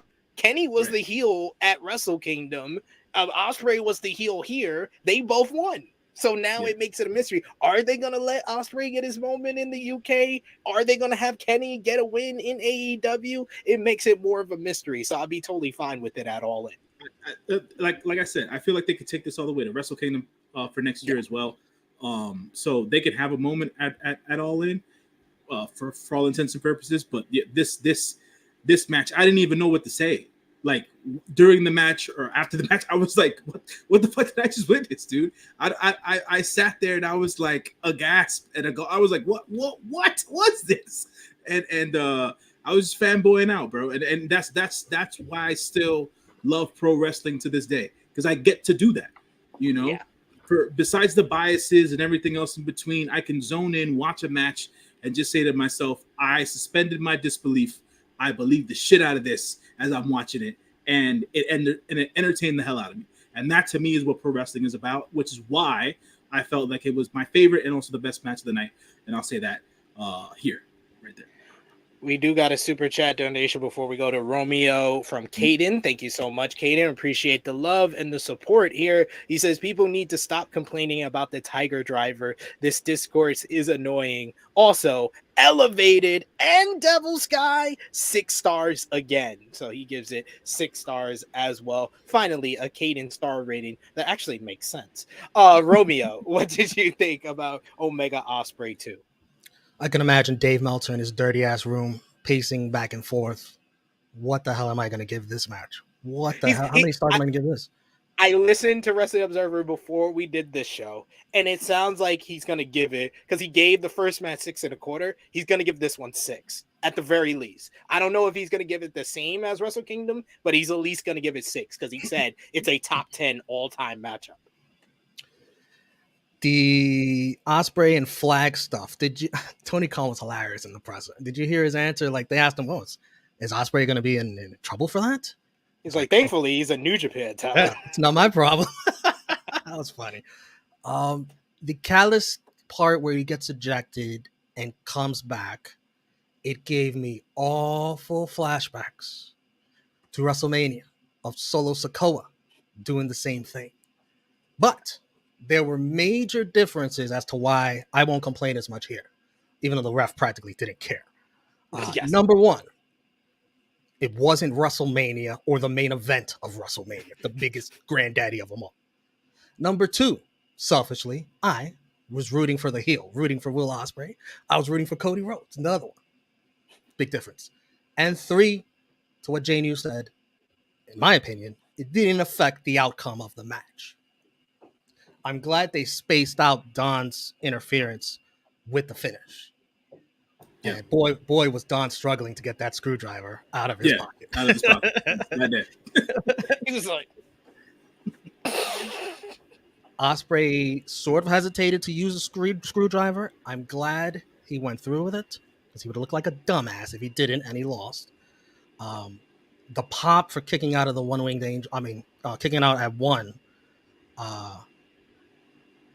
it was awesome. It was the out-of-body experience you're talking about. It felt like that whole crowd had an out-of-body experience. It felt like Excalibur, because Excalibur was about to say, no one kicks out of the one, and he kicked out. He didn't even finish his sentence. He couldn't even finish his sentence. And to answer Kaden here, he says, only reason I don't want it at Wrestle Kingdom is because I want Ospreay to win in the G1. He's not going to win the G1. I can 100% say to you, from watching New Japan for over a decade now, when someone was a title before the G1, they ain't winning the G1. Like, it's over now. If he lost here, then he would have won the G1. He won. He's not winning the G1. Kaden, that's right. We here at the True Heel Heat Wrestling Channel all know Naito is winning the G1 this year. The story needs to end. The story. So you're saying there's a chance. Naito needs to do this. He needs to. It's his destino.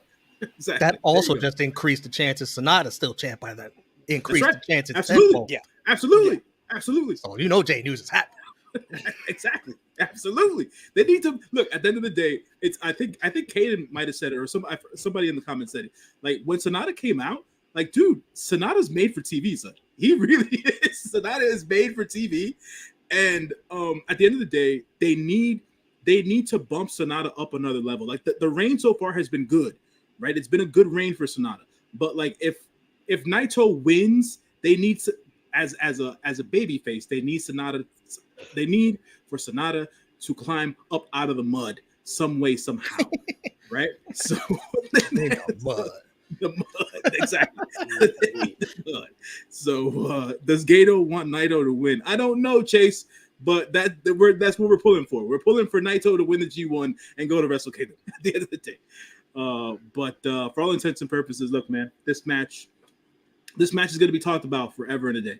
I think Ospreay versus Omega, 2 and 1. And it's already I know you can have either 1 or 2 as your match of the year, but I think it's a wrap on feud of the year. This is the feud of the year, in my opinion. It's a wrap. Yeah. It's a wrap after these, and it's going to continue too. So it's like it's not like I said, it's not done. So yeah, for sure. It's a wrap. So go around the board. I still got more to say about this match. I went into the go diatribe, but that was worth it, though. I wanted to talk about the G1 and all that. I couldn't believe how much shit Ospreay had to do to get this win. Oh my God. It's like Omega went through all this. Like, how does Omega lose another match? What are you going to do to beat Omega again? Anybody, not just Ospreay. And the next person that beats Omega, you gotta go Super Saiyan, Street Fighter, all kinds of shit to beat this guy. What are you going to say, SB3? The screwdriver seems to be the theme of his last 3 losses. He lost because of the screwdriver in the cage match. Lost because of the screwdriver in the Double or Nothing match. The Anarchy in the Arena. Lost because of his screwdriver here. It's the screwdriver. That's the key to beating Omega. man, he is overpowered. But it makes Ospreay look like freaking gold to overcome all that.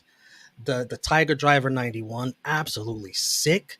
But you know what? It looked like it was in the safest way possible. Can you say that? It's like, wow. Look, as a wrestling fan and understanding the mechanics of how the move is supposed to be performed, like Kenny tucked his neck at the right time, tucked his chin at the right time, and they're both pros. They're both pros, and it was like Bryan said during the freaking scrum, bro. That line that they told, man. Danielson was interesting with his comments about that. It's like, should we be doing that? Should we talk to the medical team before we do something like that? Right there in front of Tony Khan saying it. Like, I don't even think they discussed that beforehand. But then Danielson also is not shy to point out, hey, I'm guilty of this kind of behavior myself. So he pointed the finger at himself too. So he said it in the nicest way possible. Like, why are you doing this? Should you be doing this? Is it worth it? Is it worth it? But in the nicest way possible. To me, it'll be interesting to see what happens with this third match. Is it 2 out of 3 falls? Is it Iron Man match? Because how do you top this? How? It got to be one of those. It got to be 2 out of 3 falls or an Iron Man match. I'd say 2 out of 3 falls because I mean, I already seen the greatest Iron Man matchup of all time. I don't want them to have to live up to that as well as their first 2 matches. Like, give me a 2 out of 3 falls match, which they will probably go over an hour with that one. Omega needs to focus on now eliminating Don Callis and by proxy Takeshita just before he goes to that third Ospreay match. And this sets up Ospreay having to win it again, but differently, all on his own, because Callis will be out of the picture. That's it. Omega can use that as an excuse. Not that he has to make an excuse, but he can. And I had to wait to see the finish of this match before I said it was better than the first match. I thought it was separated enough from the Callis interference to enjoy the finish. This is, to me, I'm probably the high man on this, one of the greatest matches I have ever seen. Without question. It is no. I said that. If I give it 6, I've only given 3 other matches 6 stars. So it's top 4 all time. Top 4 all time. Dead or alive. Ospreay is the greatest wrestler in the world. He is the wrestler of the year so far. So I want to throw this out there to you guys, just in case if you don't know, or if you know, or whatever the case is, being that they're going to be in the UK for All In, and let's say they do Omega versus Ospreay 3, right? You guys mentioned a 2 out of 3 falls match and stuff like that. It just came to my head just because of the whole UK aspect of it. I doubt they'll ever do it, but at the end of the day, it's just a suggestion. A British rounds match. Those are so hit and miss. After I seen Dragon Lee have a bad match in a British rounds match, I'm so hot and cold with that.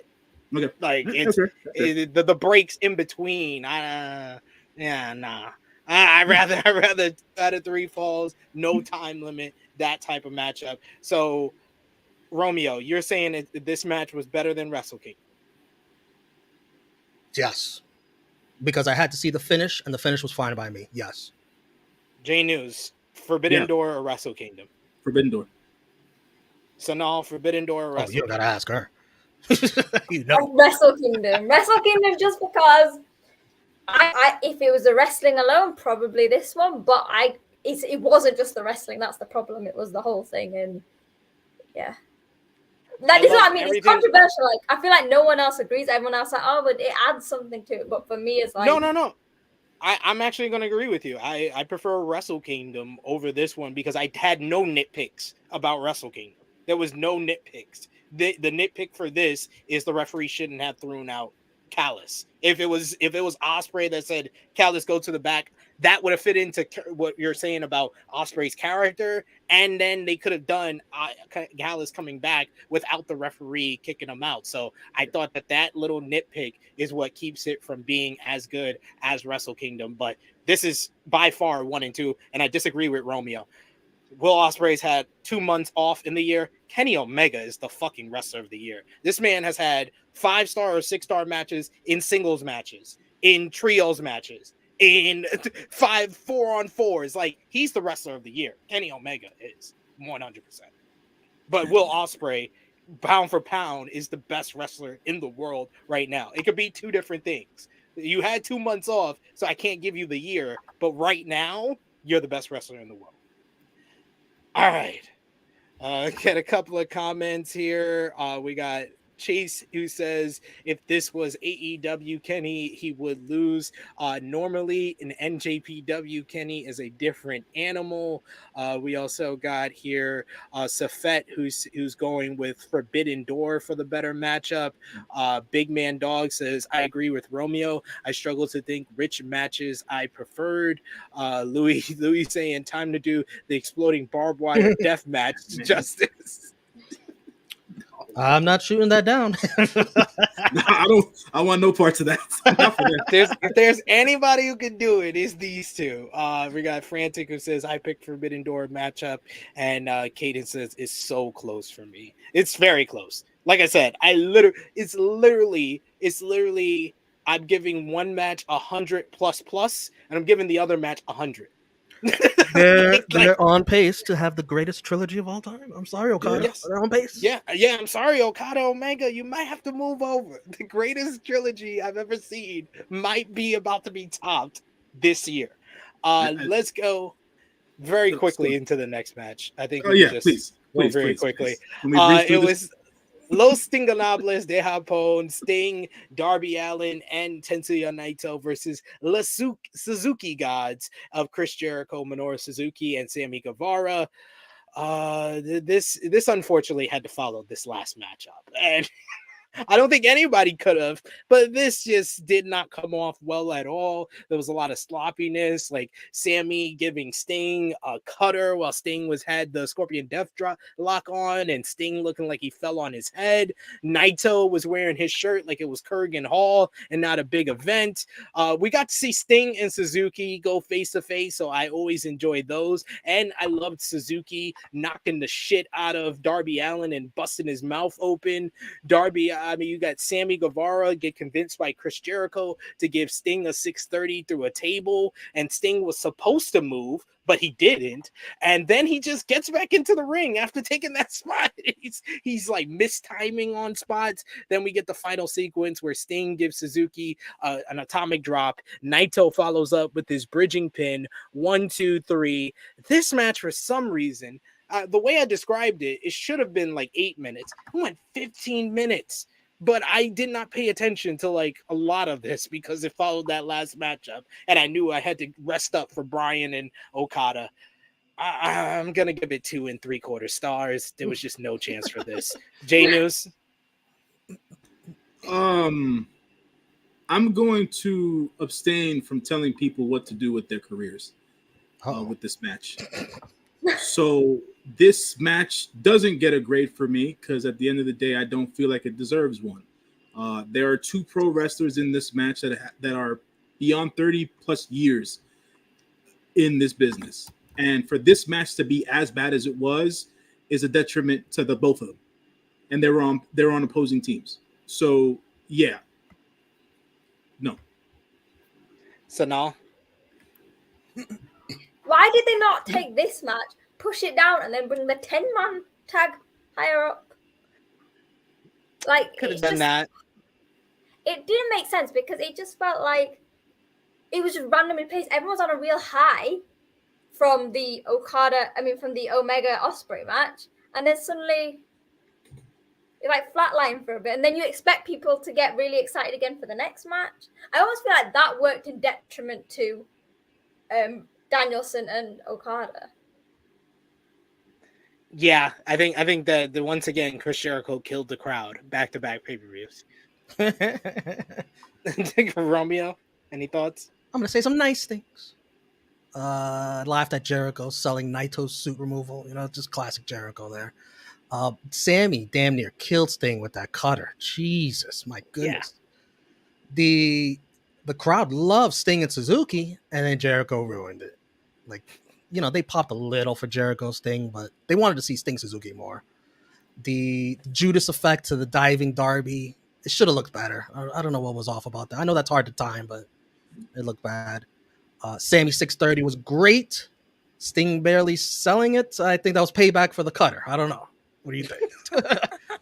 fuck Might have off. That's a receipt, brother. That's a receipt, brother. A very anticlimactic finish. Didn't look clean. At all.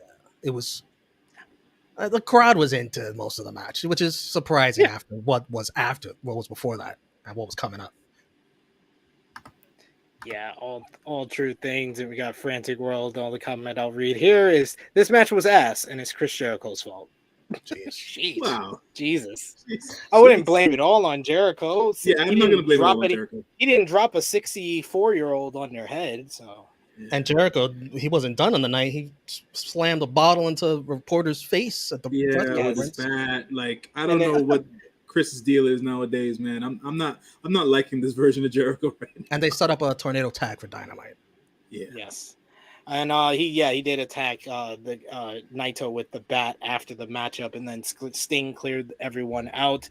But that left room for our main event of the evening. Send in those super chats as we close down this review with the main event. It was Bryan Danielson versus Kazuchika Okada, a first time ever dream match. And my Lord and Savior Jesus Christ, we saw the greatest entrance in professional wrestling history. Bryan Danielson coming out the final countdown. Oh my God, 18-year-old SV3. I was singing a ballad, the final countdown. I needed Toronto to sing every lyric as loud as they sang Final Countdown, but they didn't. Okada got a big pop from this crowd as well. That was a special moment for Bryan's entrance. And then the match started. You got a standing ovation at the beginning of the matchup, and then it just felt like the crowd only got up for certain moments of the matchup, unfortunately, because they needed a cigarette and a break after that Omega Ospreay matchup. But this match was very well done, where it was more of a classical technical wrestling clinic. You get Bryan with the big knee, you get the a European uppercut exchange between the two guys, and then Dragon hitting some big chops to Okada, and Okada telling him to come on, chop me harder, and then kicking him in the chest, and Okada asking for more. Okada catches him with the big flapjack. You get Bryan going for the cattle mutilation early on, and Okada has to fight to get to the ropes.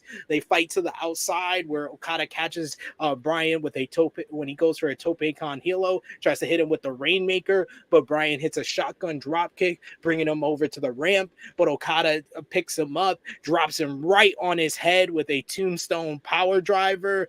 At that point, they get back into the ring, and Okada hits a big elbow drop, which apparently hurts the arm of Bryan, and Bryan starts having like convulsions, and a doctor gets into the ring to check on him, and that kind of really took the crowd out of this one, because they're already scared for Bryan's health because of his history, and this kind of really it really took them out of this matchup. But Bryan gutted through, even though he had a fractured forearm at that point after the elbow drop. He fights through. He hits two Psycho knees for a near fall. He then stomps at Okada's head. He goes for another Psycho knee, but Okada catches him with a drop kick, picks him up, hits the landslide. He then hits him with the Rainmaker, but Bryan is able to kick out at 2.75. So both men at that point had kicked out of each other's main finishing move. But then Bryan fights Okada down. He locks on the label lock, but the arm is still affecting him. So eventually, after some hammering to the head, he gets a double arm bar with his leg over the second arm of Okada, as he has the other arm trapped, and Okada's like shoulder is like popping out of the socket, and Okada has no choice but to tap out. This matchup went 27 and a half minutes, and it's the first time Kazuchika Okada has tapped out since 2015, when he lost to Shinsuke Nakamura in the G1 Climax 25 tournament. So it's been nearly 8 years since he tapped out, and it's Bryan Danielson who gets the job done. Question real quick. Do any of you know what move that was that Shinsuke used? Or no, I don't remember. What submission did he use?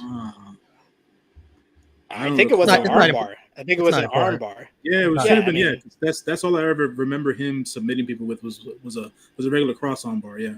All right, I was just wondering. I think it was an armbar as well. But I thought it was an excellent technical wrestling matchup. Probably not at the bar that everybody set for this matchup, that it had to be 5 stars. I don't think anything that followed the matchup with Ospreay and Omega was going to come up short in comparison. But it was an excellent matchup, so I gave it 4.5 stars. But definitely a little below of what I thought it would be. But the finish was definitely surprising. And Bryan Danielson, one of the greatest wrestlers of all time, making Okada tap with one arm. Sonal, what did you think about Bryan versus Okada? I think it was a victim of the show, because it was we're going on 5 hours here. You'd had an amazing Ospreay and Omega match. I mean Ospreay and Omega match. Then you sort of flatlined with the 6-man tag, and then this one, which obviously was a much slower pace considering it's the main event. Again, it was phenomenal. Like, there were points that I was worried for Danielson, but I think that both guys played it well. I was really surprised by the ending. Like, you're gonna tell me like the Rainmaker, who's been active and like still one of the best in the world, submitted like that? That's a grievance. But I think the match itself, I get where you're saying like it didn't reach the standards we thought it did. But then was that because Ospreay and Omega was like 2 matches before? So it wasn't bad. But I think people probably had higher expectations. But whether it was because it didn't meet them or because they had higher expectations because of the semi-main event, it's hard to sort of decide. Yeah, I disagree with this point. We got Kaden who said this should have swapped with Omega Ospreay. No, Omega Ospreay should have been in the spot that the 10-man tag was. If you had that there and then have the 10-man tag in the spot Omega Ospreay was, the crowd is up. The crowd would be back, and then I think it would have worked better because there would have been more distance between Ospreay and Omega. You needed more distance, not them swapping. What did you think, Romeo? It was interesting. Yeah, Tony said the final countdown costs as much as a wrestler. So, but they own the rights on playback. So, like, if they put this on a video library or whatever, you could still hear it. That's cool. I love Danielson with the braids. Kind of looked a little goatish with the horns. Very nice. Keep that look. The atmosphere I thought was still good, despite crowd probably being a little burnt out from earlier. They were still up. Even Danielson himself in the presser said, "I didn't want to go after Omega Ospreay. Tony wanted that."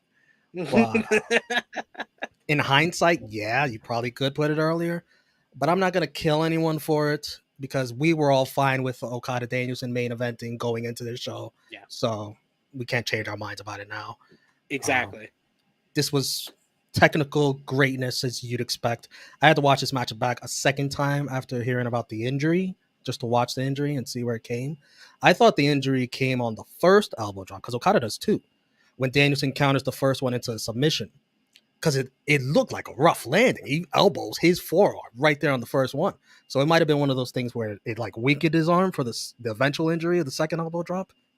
And Danielson he's one tough son of a bitch, man. The grit to continue this with a broken forearm, just wow. And the ref, I saw the ref trying to communicate to Okada that these, it's a forearm injury. He's pointing to his arm. And I'm not sure if Okada's understanding, but you can't, like, what's Okada supposed to do? Because he's got to go for rainmakers, and he's going for them. He's grabbing the hurt arm, and I could just see the pain on Danielson's face. Like, bro, that's gotta hurt so much, pulling his broken forearm for the clothesline. It was only a few minutes after the injury, but so gutsy by Bryan. So much respect for this guy.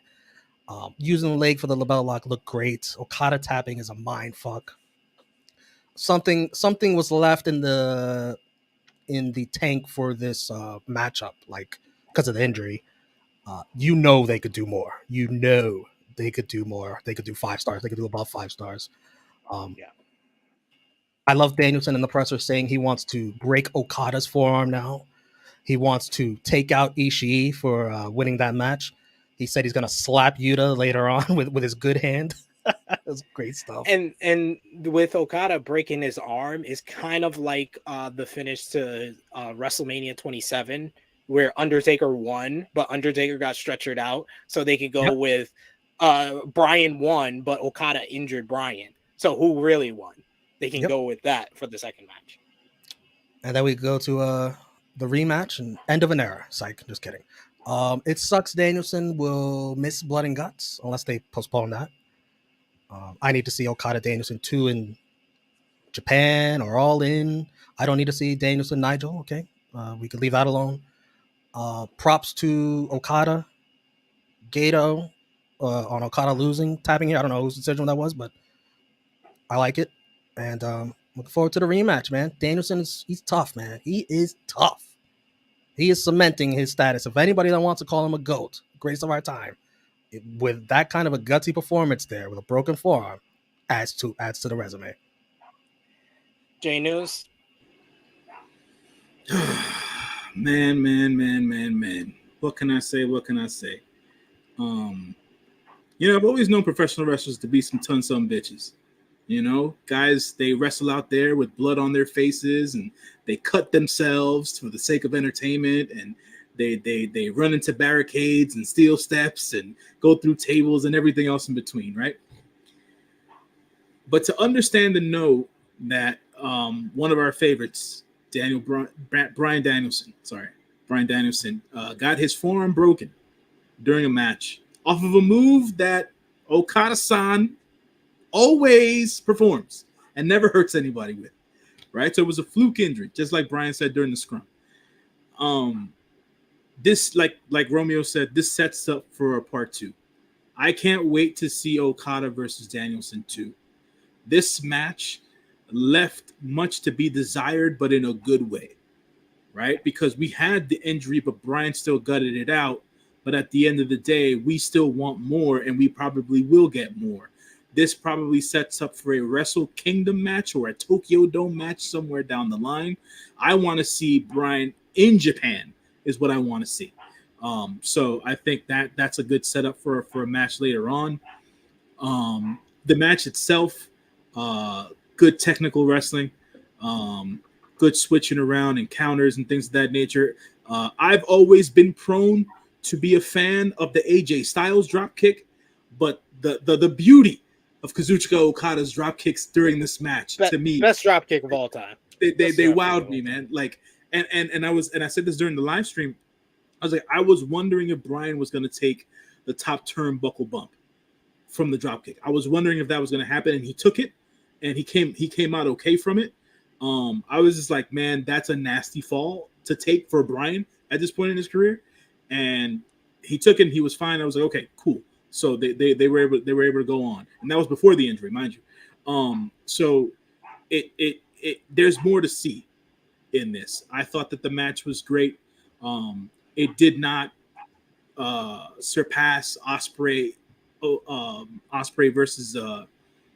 versus Omega in this particular show. So like I said, there's more to be done with this matchup. But they did the right thing. We expected this to be the main event. It was a main event style and main event level match. It's just unfortunate that there was an injury that was caused during the match. So there's that part of it. But man, Forbidden Door, it went up another level this year, man. And hell yeah to this show. Hell yeah. So I'll say that. And Danielson talked glowing of the relationship New Japan and AEW have, and where else are you going to get this? And yeah, this is one of the fun parts of the year. And it sounds like from the reports, New Japan expects this to be annually. Like, this isn't going anywhere. It's so much fun. Yeah, they've been killing it. Both editions gave us the 2022 show of the year, arguably, and then this year. Spoiler alert: this is probably my show of the year so far. We do got a super chat. Yes. Because I didn't give any match at Forbidden Door 5 stars. I gave 2 matches over 5 stars on this show. Chilling with Jay saying with a super chat donation, thank you, sir. Saying sending my donation to the Church of Danielson. Not every day I see Okada tap out 100%. And to answer Romeo's question, he says armbar. It was. I just guessed that when I said armbar, but yeah, he says Shinsuke had Okada in a triangle choke, and Okada tried to do a power out, and Shinsuke transitioned transitioned to the armbar and won. So Cool. makes sense.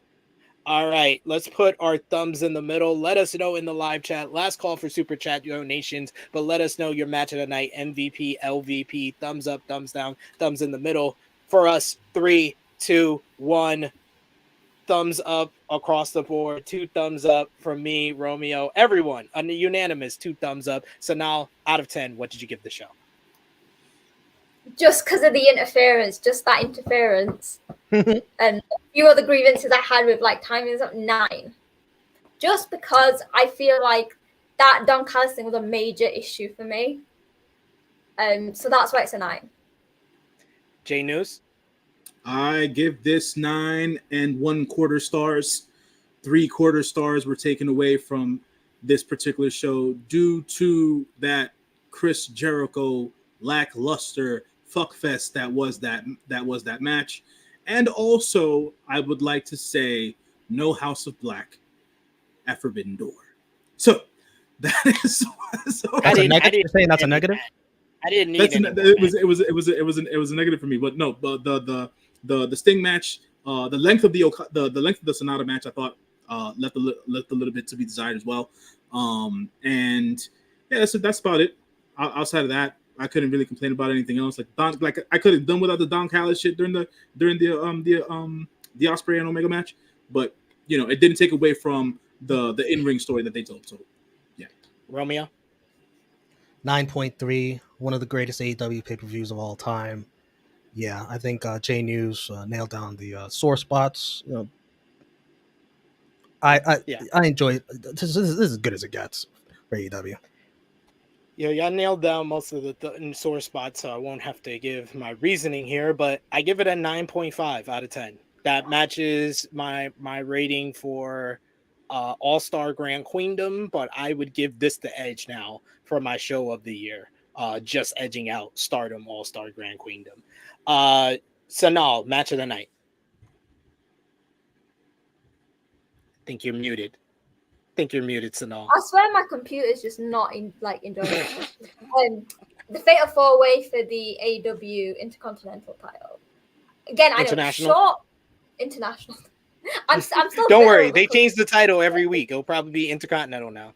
To be fair, I'm still bitter over Ibushi taking that Intercontinental title, but yeah, I'm still bringing that up. That title, because it was short, but for me, it was just everything I wanted from that match. And it didn't need longer. It had some amazing wrestlers in it. It was funny. It was amazing wrestling. It's just everything I needed. J News, match of the night. Match of the night. Without question, man, it was Ospreay versus Omega 2. For me, it did everything. It eclipsed all expectations. It was the match of the night. One of the best matches in professional wrestling history. Let's just say what it is at the end of the day. Yeah. So yeah. I will now say, out of the 4 matches that I've given 6 stars to, this is how I rank it. This is off the top of the dome here. Austin Brett, WrestleMania 13. And the match of the night for this show, Forbidden Door, Omega versus Ospreay. And then Omega versus Ospreay 1, Wrestle Kingdom 17, Omega versus Okada 4, the 2 out of 3 falls match. Those are my 4 greatest matches that I've ever seen in my life. Romeo, match of the night. Yeah, same. One of the greatest matches of all time. And MVP for the show, Romeo. Will Ospreay. Bryan Danielson, just for being so damn tough. And Tony Khan and Gato. What a team. I got to give MVP, co-MVPs as well to Tony Khan and Gato. Gato, you are no longer a coward. You're a little scared, but you're no longer a full-on coward. So Tony Khan and Gato for giving us this magical night. Bryan Danielson for tapping out one of the greatest wrestlers of all time with one arm. Those are my 3 co-MVPs. Sonal? Ospreay. As much as the match was just like that Don Callis thing, Ospreay's still one of the best. He did amazing. He brought his own storyline, while I think maybe AEW was trying to bring up the bigger arc of Callis and Kenny. Ospreay stayed basically, apart from the screwdriver stuff, stayed true to his story and his overwhelming arc, especially going into the G1. And he's brought the US title back to Japan. So we're actually going to see it. Solid plus. J News.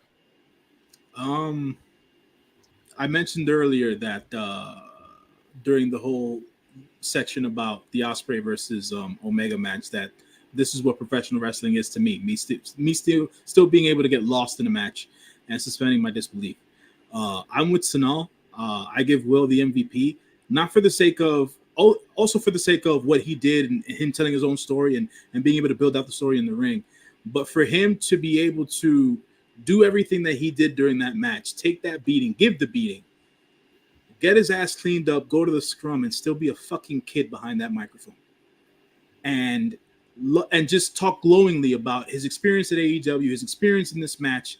And you can just see the maturity in him now.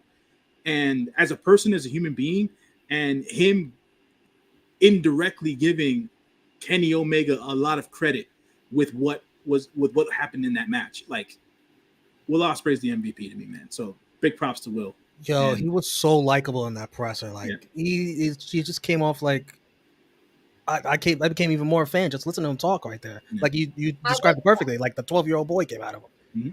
But I'm just gonna say, like, as someone who's met Ospreay, he is also just like the nicest, most genuine person. Like, it's so easy to be like meet wrestlers and to find, but he is so like it's to say it's like the typical like boy next door. He's really like friendly and genuine, and like he likes to interact with everyone. And I think like he gets stick. Like, he has said stuff in the past. He has said that he doesn't think before he speaks. But I think like it shouldn't get over the fact that Ospreay is not only an amazing wrestler, but he is a nice guy who has maybe made some not great decisions in the past. Yeah. I mean, you got to take it up to age and maturity and stuff like that or whatever. Big shout out to his girlfriend, Alice. She's great. So LVP for the show, Don Callis, Chris Jericho, and Sammy Guevara for me. It's Romeo. Sure. I'll go with Safet and you. Yeah, I'll agree with that. Oh, we agree with that one, Romeo. Jungle Boy. Ooh. Yeah. Chris Jericho. And you didn't think it was going to be all positive about Tony Khan, did you? Tony Khan also gets LVP for what he did with Jungle Boy. Too soon. Good call, bro. He takes responsibility for it. I'll give him his props, but I also got to, be a little negative too. Sonal, LVP. Don Callis. He ruined the possibility of that Omega match being amazing. It was just, why? You didn't need to be there. You know what? I was like, oh, there's no Gato, there's no Dick Togo, there's no House Torch. Well, it's going to be great. Had to get one. All right, that is our review of AEW / New Japan Forbidden Door 2. This was one of my favorite roundtable reviews we've done all year, and that's a large part to my fellow panelists here, especially Sonal. Thank you, as always, for joining us for these New Japan reviews. You're a staple here on the True Hill Heat YouTube channel. Please let the people know where they can follow you on social media, what you got going on your channel. I know you got a review as well that people need to check out. The floor is yours.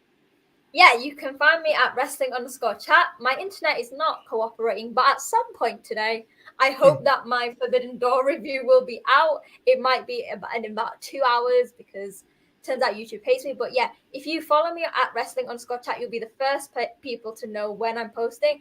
And with G1 season coming up, there's going to be a lot more videos from me. So yeah, find me at wrestling_chat and Sonal's Life on YouTube. The grind is about to start with that G1. J News, you know about that grind. Let the people know where they can follow you. You can always follow me on the Instagram, folks, _JONJY. I always like to interact with everybody. So that's always my take. You can find me here on the True Heel Heat Wrestling channel.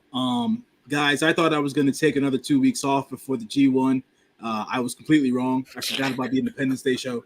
So we'll be back for the preview on freaking Friday and probably the review on Wednesday. So or Thursday, whatever me and Sid decide to do. So that'll be happening, and then the G1 starts the week after that. So I'm churning. I'll be burning the midnight oil. You know what I'm saying? So check me out there, and then on Wednesday, it'll be your good brother Jay News returning to the True Heel Heat Sports Channel, talking some baseball with Romeo and Chris G, and probably Josh. Romeo, as always, thank you for showing us love here, for being here. Oh, Let thank the you people guys for know showing me love everything when you you talk love. shit about me in the first 10 Yeah, minutes. we Thank show you guys. love. That's love right there. Damn well bury you. You know I got the shovel for you every day, bro. Hey, you can follow me for Romeo Anthony, Twitter, Instagram, TikTok. Subscribe to my YouTube channel, same name. You guys in the chat gave Forbidden Door 2 15% said 8, 15% said 10, and the overwhelming majority, 69, nice, gave it a 9. Nice. Nice. Did you read that last super chat by any chance? Yeah, I was Okay. gonna close out with that. Okay. And yeah, Rated Raw Superstars tonight, Raw watch along. We could talk more about Forbidden Door 2 there if you want, because it's 3 hours of Monday Night Raw. So help us. Help them all. You can follow me on the Twitter machine at TrueHeelSP3. Follow the gang, Facebook, Twitter, and Instagram at True Heel Heat. Patreon.com/True Heel Heat, $3 a month. Prediction Championship. We're closing out season 4. Can someone take me down for Money in the Bank predictions? We will see in the next week. You are gonna hate for these those questions. You are gonna. yeah. He's Who touches gonna the really briefcase first? Who touches the ladder first? Who sets up a ladder first? trying to screw me over. You're gonna try to screw me over, sir. I know how you do, because you're in second place, so you're nipping at my heels. We got Louis V with our final super chat donation. Thank you so much, good brother. Check out last week's episode of FMC on Fightful Overbook, where Louis showed up, talked about the NBA draft. This man is very knowledgeable when it comes to college basketball. So thank you for showing up and sending a super chat donation. He says LVP should be named the Chris Jericho Award, and for AEW pay-per-views, the last 2 pay-per-views, he has won the LVP. So he's getting up there. We might have to rename it for the AEW shows, the Chris Jericho Award. Don't he got a summer tour to do with Fozzy? He's got a Fozzy tour. No, I'm just wondering. I'm making a joke. We all hope. But that brings us to a close here. Thank you so much to Sonal. Thank you to J News, to Romeo, to all of you in the live chat, and all of you watching on demand. Remember to drop the thumbs up, share with your friends, comment down below. Let us know what you thought of AEW New Japan Pro Wrestling Forbidden Door 2. Our opinion is our opinion. We would love to hear yours. And of course, hit that subscribe button as well. For all of us, for all of you, this has been our AEW/NJPW Forbidden Door 2 review. We are signing off until next time.